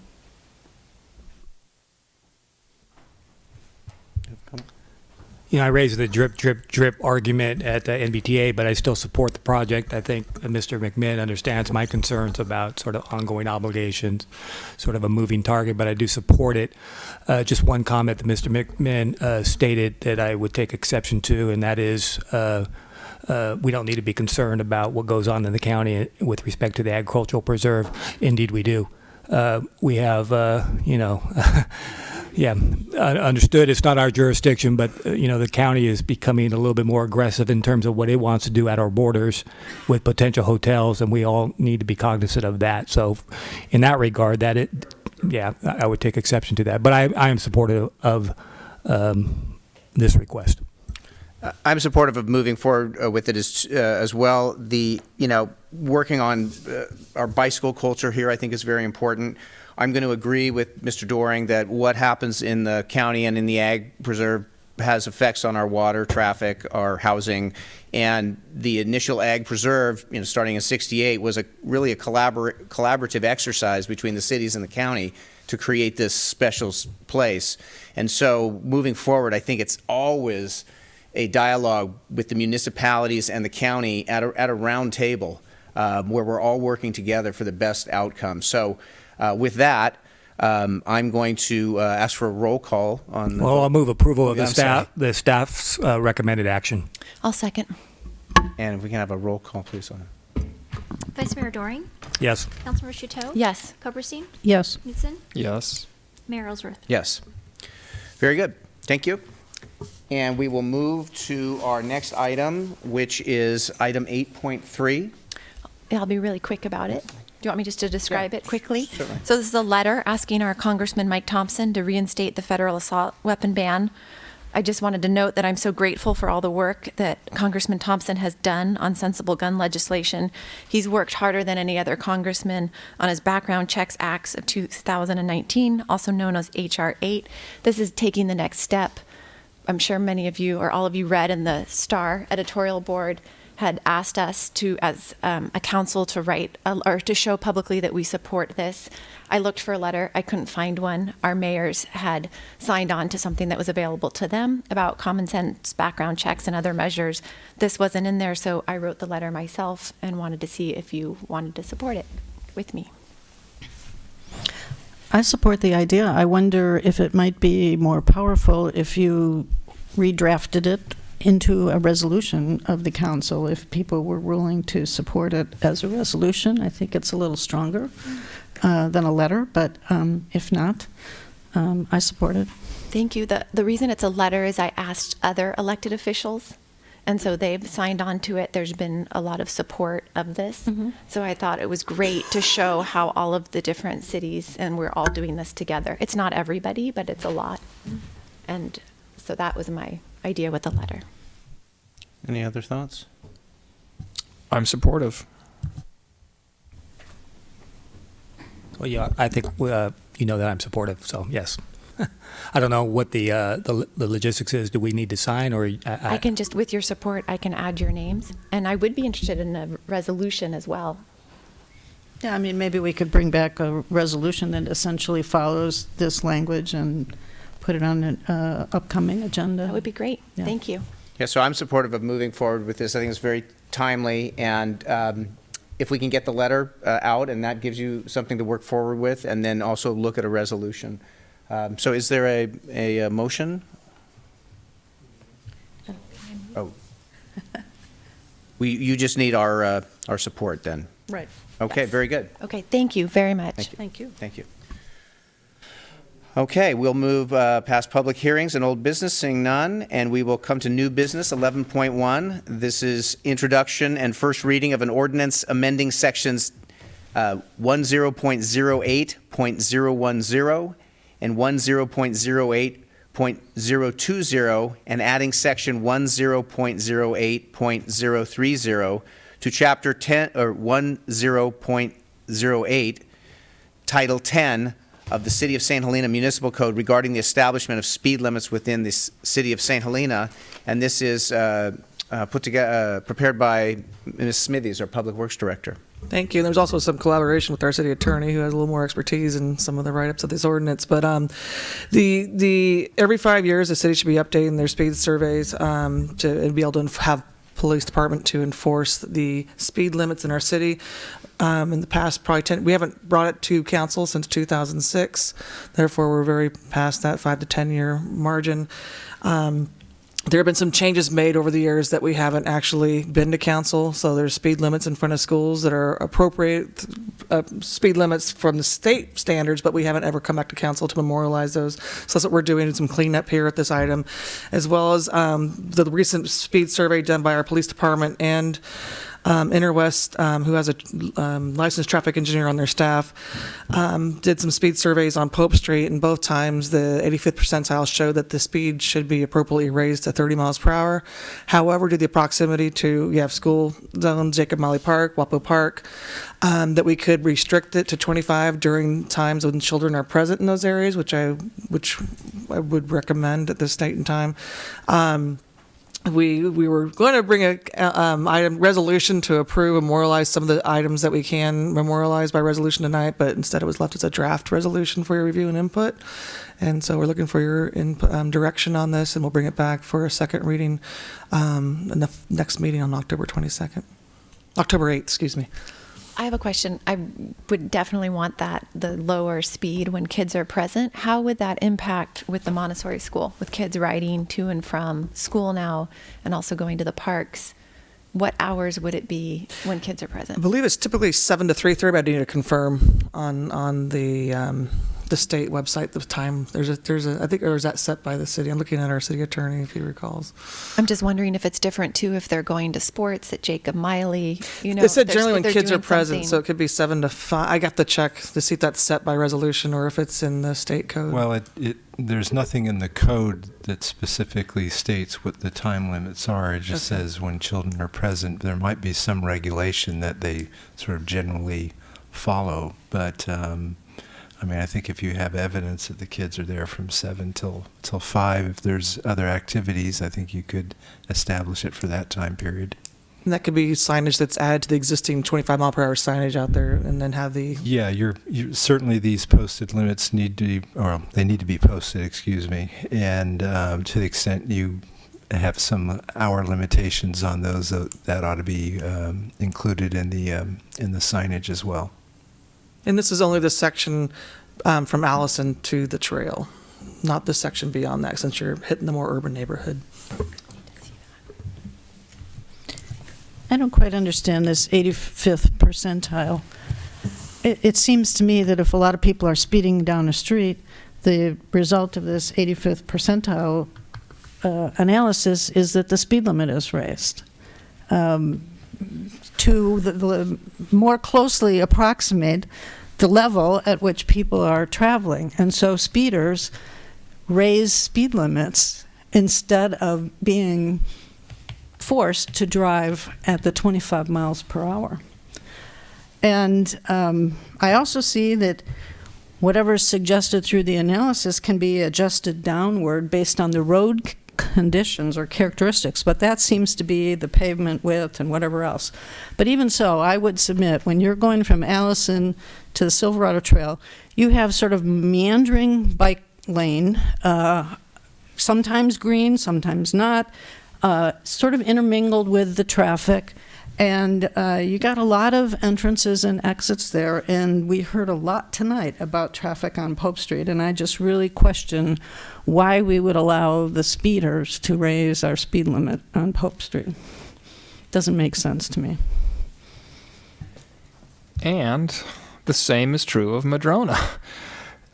People walk and bike on Madrona west to the city limits, and to encourage faster traffic in that segment. I heard a lot about this from people in town, and it's hard to be excited about raising our speed limits. It really is. What's the benefit of raising our speed limits? There's only one being recommended to be raised this evening. That's on Pope Street. The rest of the sections are recommending we retain the existing speed that's posted. Because if you raise the speed limit, you are without the traffic conditions specified that it's hard for the police department to enforce it. I drive down West Enforce Madrona it almost with every radar, day, and right? my recollection was that it's 25. Right. I think Madrona, the western section of it, I think is 25 now. I believe it's 30. Really? Once you hit Hudson, you can step on the gas and go faster? I believe it's 30 Oh, when you okay. get past. I'm just toddling along at 25. It's funny because a couple years ago, this was about 10 years ago, we reduced the speed on South Crane, south of Crane Park. It was 30 and it was moved down to 25. And the city staff at the time had said the reason is because we've got more housing that's going in on South Crane, which was true. There's housing on Madrona, there's housing on Pope. We should wait for public comment, but it's hard for me to get excited about, I mean, just to make the police's job, they're doing a great job as it is. To make their job easier by raising the speed limit, citizens are already telling me this is a terrible idea. More people will, if we raise it, people will shout at me. Okay. Literally. Mr. Doring, I'm going to open it to public comment unless you have a comment.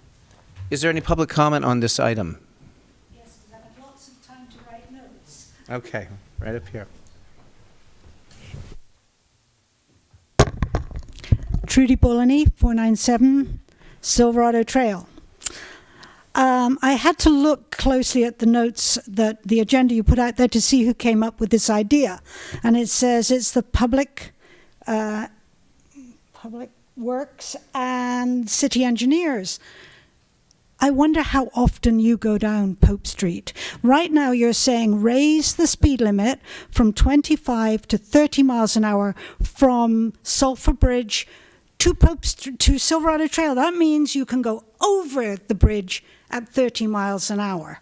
That's nuts. Okay.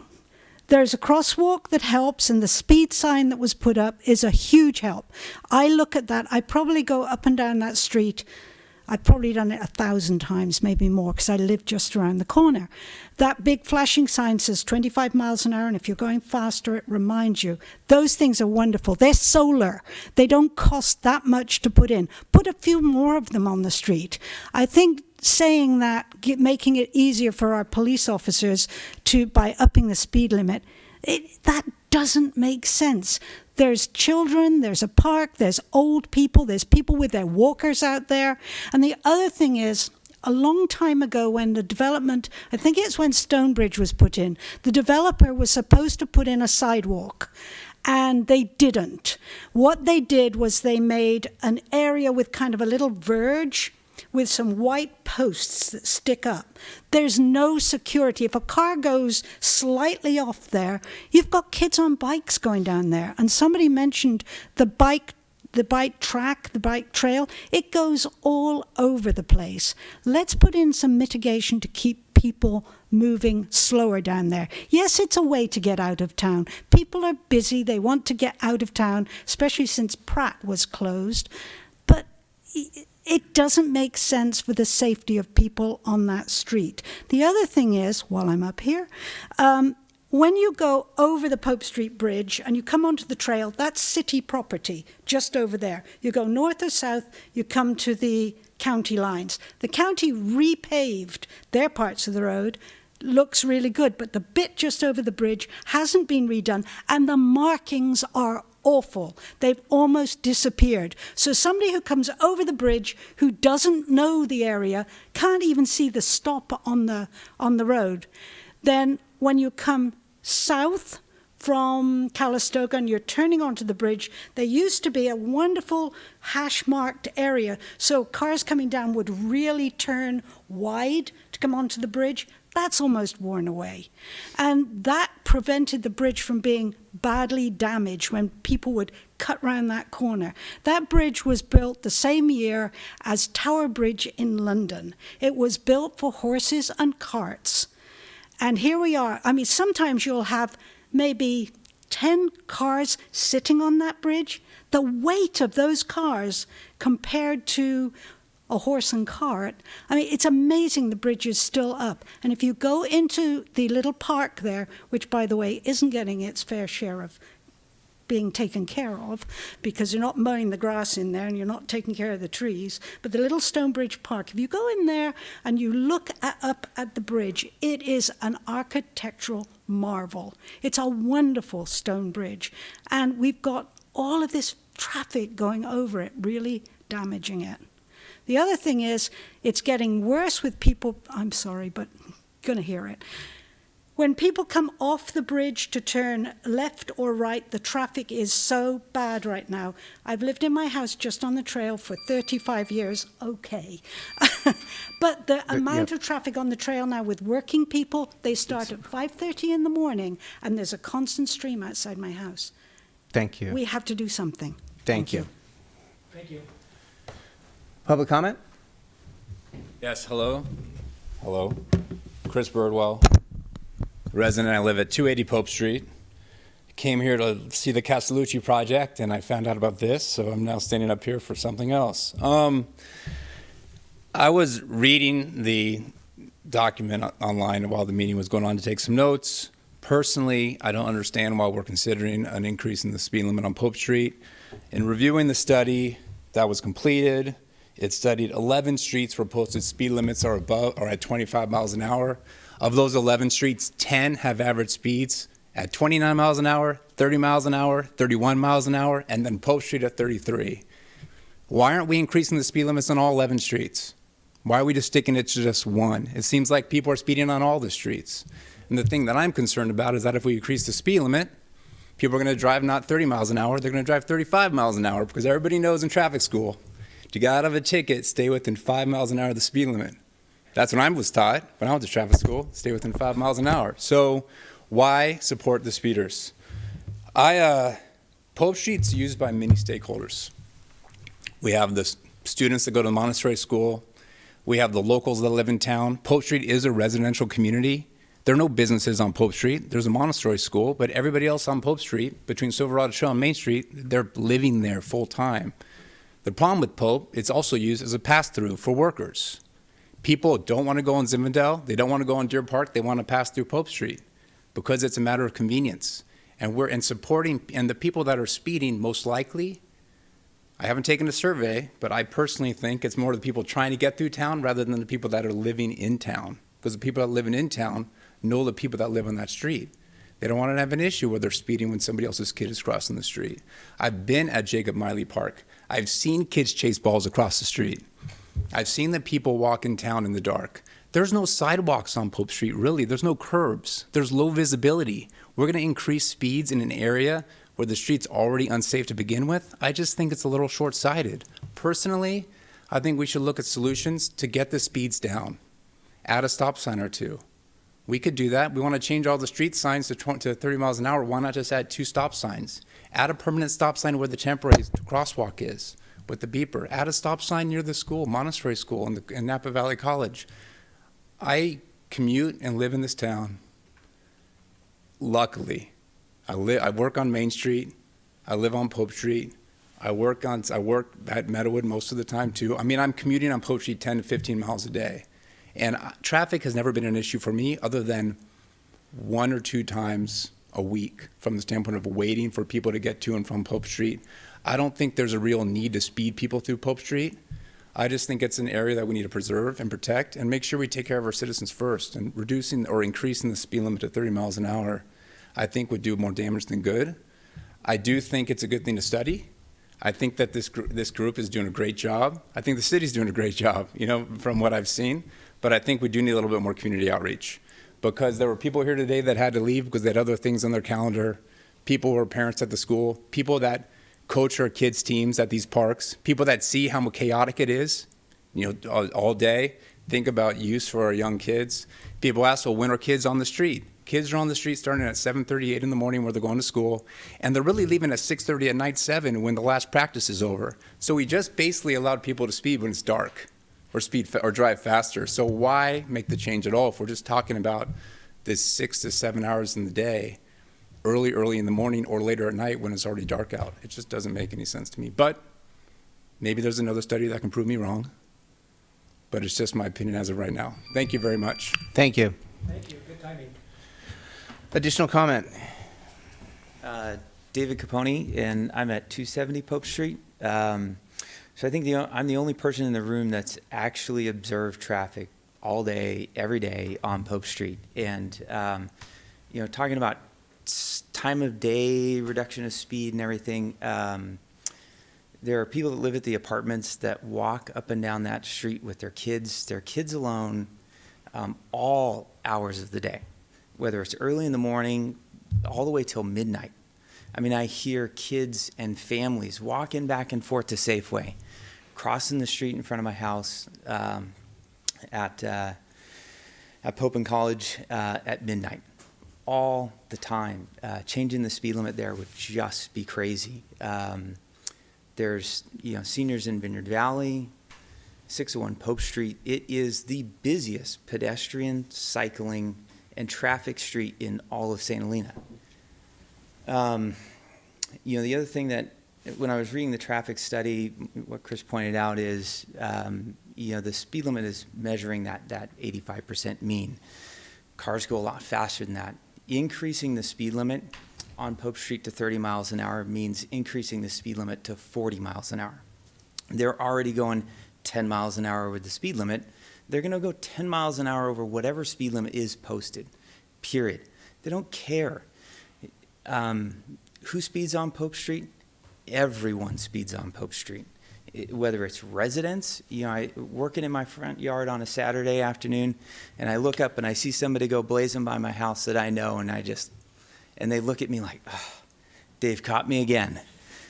Everybody on Pope Street, if you haven't been out there before you make this decision, go out there and spend an afternoon walking up and down Pope Street.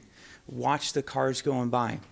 How many of them are on cell phones while they're speeding, going to somewhere else? It is just not a prudent thing to do. The other thing that I found interesting, and I have a unique experience here in St. Helena. I've been a firefighter for 18 years for the city of St. Helena. In that time as a firefighter, I can remember 2 traffic pedestrian deaths in town. One was on Main Street, rainy night, terrible situation. The other one was broad daylight, Pope Street in the middle of the afternoon. Somebody speeding and most likely occupied with something other than the road. It happens all day, every day. And if we think that changing the speed limit isn't going to increase that probability of happening again, we would be crazy. Something else to be noted, while I'm sitting here in this meeting reading the report, my first Google search about increase in likelihood of fatality with speed increasing from 25 miles an hour to 40 miles an hour which would be kind of the new speed limit, if you will, an 85% increase in the likelihood of a fatality if someone is struck by a vehicle. I can't imagine considering increasing the speed limit on that street. And I would suggest to everyone in this room, consider what you're actually doing. It's not a 30-mile-an-hour speed limit. We're talking about 40 or 40 plus. The 85% number will be 40. Seeing cars going 50 miles an hour is not going to be out of the range of what would be normal. It's not out of the range of normal today. So keep that in mind, please. Thank you. Thank you. Seeing no other public comment, I will close public comment and bring it back to the council.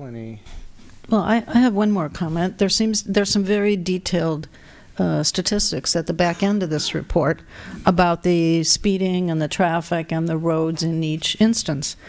And this seems to be maybe a little more discretionary than you might be led to believe, because I've been comparing Pope Street to Spring Mountain Road, which are the only two segments where there were collisions due to speeding. And on Spring Mountain Road, the recommendation is, although 30 miles an hour would be warranted, it's recommended to be dropped to 25.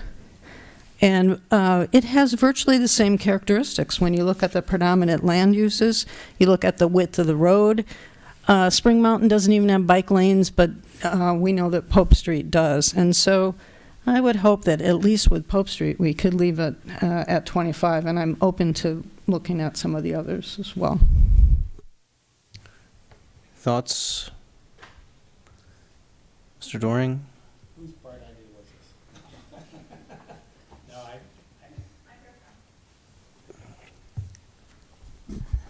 I think this is one that, well, I guess the one comment I did have is, do we really want to encourage people to go 30 miles an hour on the bridge itself? I mean, because it goes all the way to Silverado Trail.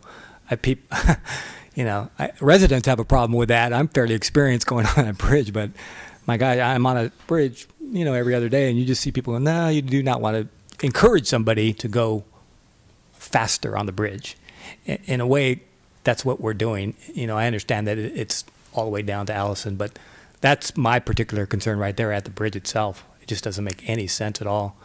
And I would just offer this one point of view. I'm not a traffic engineer. None of us are traffic engineers. We all love to talk like we're traffic engineers, but I trust the common sense, intuitive experience of folks who are on Pope Street, and to me that kind of says it all. So I would just, I'm comfortable with the rest of the proposal, but on Pope Street, no. I don't think that makes any sense. Well, I think Pope Street was the one that we were considering, so let's just take it off the table. So my thoughts are that if what we're, prime objective of what we're trying to do is have a safe town, a safe place for people to raise their kids, to bicycle, to walk, then it's increasing the speed is counter to that. So it looks, as I'm looking at this, what we need to do is just give the direction that this is not something that we're interested in moving forward with. That'd be great. We can revise it for the next meeting. Well, we can do it here on the floor. That's the purpose of the first reading. So if the pleasure of the council is not to increase the speed limit on Pope, then we would eliminate, subsection A2, which refers specifically to Pope Street, of section 10.08.020. So remove that, as I say, subsection A2. And the rest of the ordinance as proposed would stay. And of course, Madrona Avenue already has a limit of 30 miles per hour, but they're modifying the segment of it. So that would remain as part of the ordinance. For council discussion, I think we should consider lowering Madrona to 25, as all other streets in town, residential type streets, are speed limited. I can't see why it needs to be 30, honestly. I agree with that. I drive that street every day, and frankly, I go 25 miles an hour. It comes to a stop, and I don't see the reason to make it a drag strip from Hudson to Riesling. So, and it probably doesn't even have that much traffic on it, I would guess. It is a popular walking and biking And path, dog, and yeah. dog walking path, and so having cars move at a rate that doesn't threaten that would be important. Is there support from Mr. Doring, Mr. Knudsen on that? Yes, I think I suggested it. Sure. Yes. Okay, so it looks like we have support on that as well. Then I would suggest that actually you just remove all of subsection A. Because really subsection A was created for the purpose of identifying those segments of streets that are above your prima facie of 25. And so if in the future there's a subsequent study that suggests that some streets should be increased above 25, that would have to come, and we would then add language at that point to increase the speed limit on whatever street that might be above 25, should the council at that time so choose. So, as I say, I would remove all of subsection A of section 10.08.020 and adopt that as part of your first reading. Is that acceptable to the group? Okay, very good. Oh, I'm sorry. Need a motion. Oh, so I would ask for a motion on that.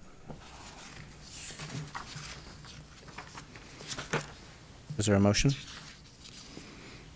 Well, I'll try to get this right. I move that we approve the amendments to the municipal code with the exception of the speed limits on Madrona and Pope Street as described, which we would leave at 25 miles per hour, and revise the draft ordinance to reflect that, and introduce and conduct a first reading of the draft ordinance as amended by title only and waive further reading. Do I have to read the title? No. Somebody, I can if you would like me to. Well, that's a motion if we have a second. Is there a second? Second. Okay. An ordinance of the City Council, City of St. Helena, California, amending sections 10.08.010 and 10.08.020 and adding section 10.08.030 to Chapter 10.08, Title 10 of the City of St. Helena Municipal Code regarding the establishment of speed limits within the City of St. Helena. And we have a roll call. Councilmember Koberstein? Yes. Vice Mayor Doring? Yes. Councilmember Knudsen? Yes. Shuto? Yes. Mayor Ellsworth? Yes. And if I can just add, for your next meeting, the second reading will come back, and then we'll also have a resolution for you at that time to establish the speed limits in the areas located next to schools and like, that would drop it down to, I believe it's 15. Okay? Very good. Thank you. Thank you. So we're going to move to item 11.2. This is the introduction and first reading of an ordinance amending sections 13.04.030, 14.04.080, 13.04.100, and 13.04.170 of Article 1, Chapter 13.04, Title 13 of the St. Helena Municipal Code, and Section 13.20.020 of Chapter 13.20, Title 13 of the St. Helena Municipal Code regarding changes to utility billing cycle for water service and sewer service from monthly to bi-monthly billing. And this is prepared by April Mitz, our Finance Director. Great, thank you. And as you're reading that, I noticed in the title that you just read, it should be Section 1304.080. I verified in the ordinance, the correct numbers in the ordinance, so it was just in the title. So I wanted to make that point of clarification. So as a follow-up for the August 5th special meeting of the City Council, there were 3 different operational efficiencies proposed by the city manager. This is, we've brought the 2 other operational efficiencies back to City Council, and this is the 3rd item, and this was transitioning the water and sewer billing back to a bi-monthly billing transition as opposed to a monthly billing. So based on the City Council direction on that date, there are 2 recommended changes to the Title 13 of the St. Helena Municipal Code. The recommended changes to return to the bi-monthly billing cycle would be effective January 1st, 2020. Outlined in the staff report, there's a draft or a proposed billing cycle for review and for the public. In addition, I did want to, because I feel like we have talked about this quite a bit, I do want to let the council know that there is a Senate Bill 998, which goes into effective on February 1st, 2020. We will be bringing specifics for that Senate bill back to the council at a different time. In particular, it deals with the ability to shut off water for non-payment. It is going to be a lot more difficult to be able to shut it off unless there are very certain circumstances that apply. So the copy of that has been provided to council, and we will bring those changes back to the City Council. We will be working on a customer transition plan along with going to the bi-monthly billing cycle. We are looking at including such things as in each of the monthly statements that will be coming out up until that date, as well as doing email blasts, news blasts, working with potentially a PR firm to help us really make sure that we get the message out to all the customers about the change. It is important to note that there will be no difference in how much they pay, it's just how often they pay. We will also be looking at doing a level pay plan, which will offer residents a one-time opt-only in plan where we can bill them on or have them pay on a monthly basis through an automatic billing cycle. And we will also bring back to City Council, so it's not part of this ordinance change because it's actually going to be a policy change.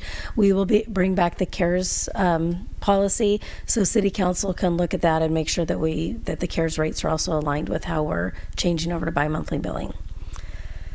And then there's one other change that staff is making recommendation to City Council, so it's also included in in Title 13 of the Municipal Code, and that would be to require an applicant for water service to provide their current California driver's license or some type of identification card that will help facilitate the city's ability to collect on bills that have not been paid. Without some type of identifying information, if it gets sent to collections, we do have a hard time trying to recoup those funds. So we are asking for that additional change to municipal code.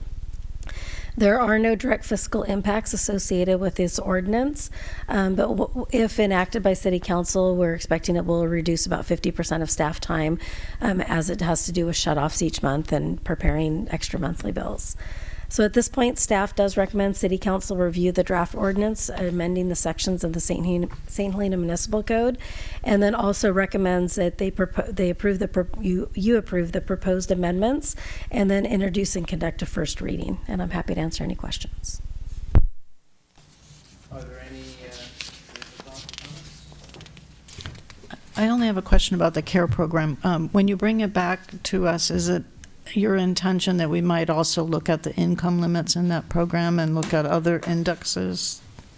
That is correct. I have on my notes I was going to bring all that back at one time so we can do a complete revision of the policy. Now I'm ready to move forward.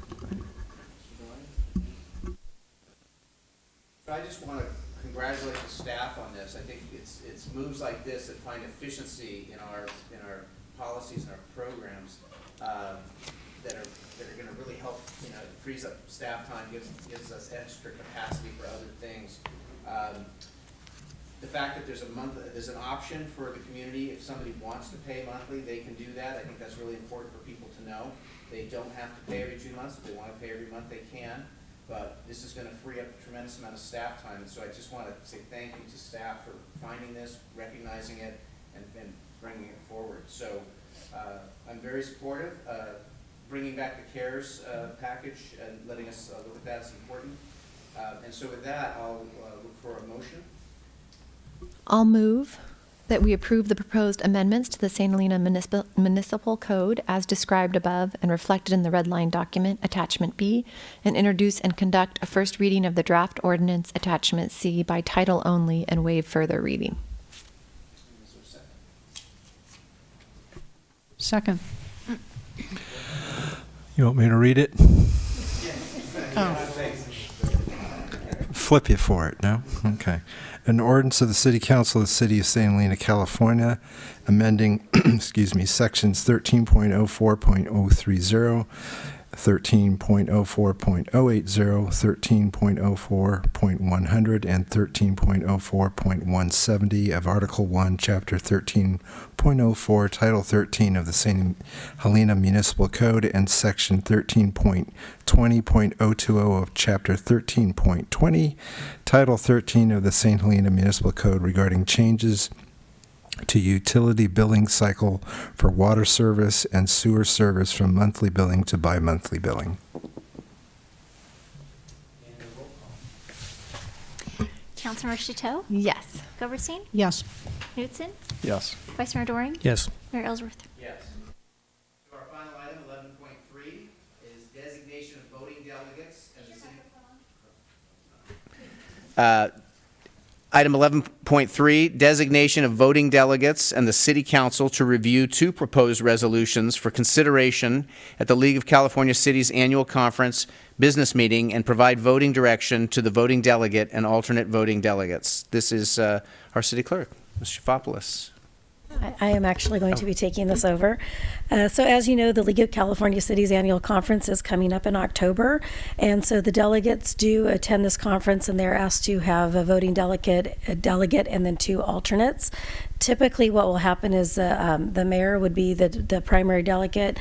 The second person who is attending, the second council member, which would be Councilmember Chateau, would be the backup. And then I'm attending as well, so I'd be the third backup. So that would be staff's recommendations for the delegation for voting at the League of California Cities.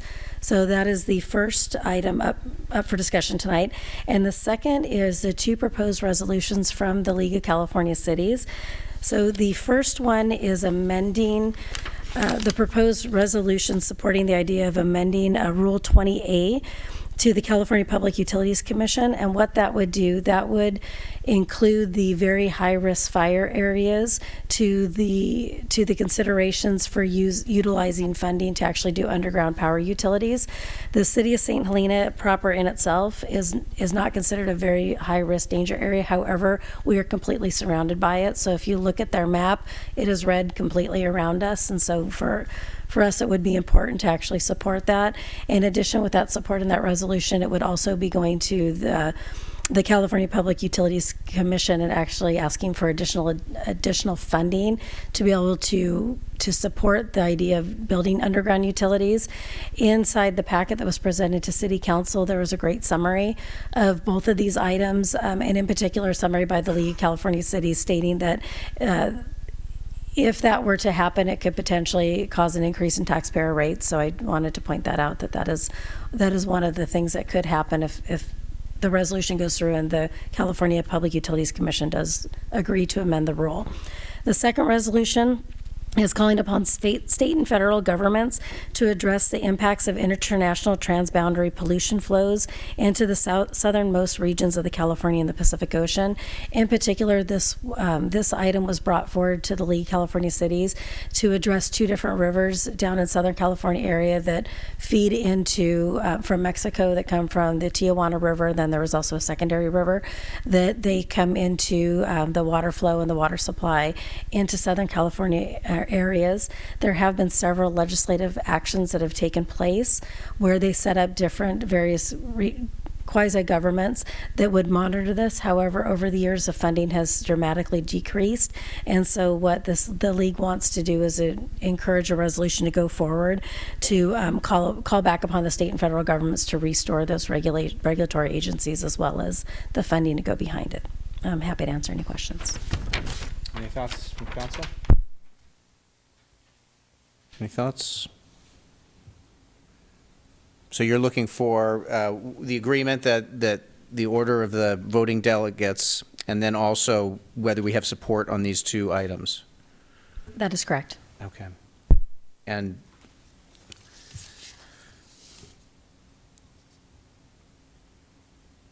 does staff have a recommendation on the items? Staff would recommend City Council do sign a resolution in support of the resolution that will be going to City Council or to the League of California Cities. And then what that would mean is they're voting on it at the League of California Cities. So whoever the delegate is would vote in the affirmative that they support these two resolutions at the meeting. Affirmative on both. Okay. I'm frankly in support of that, but Yeah, me I'd like too. to hear any thoughts? Mr. Knudsen, Mr. Doring? No?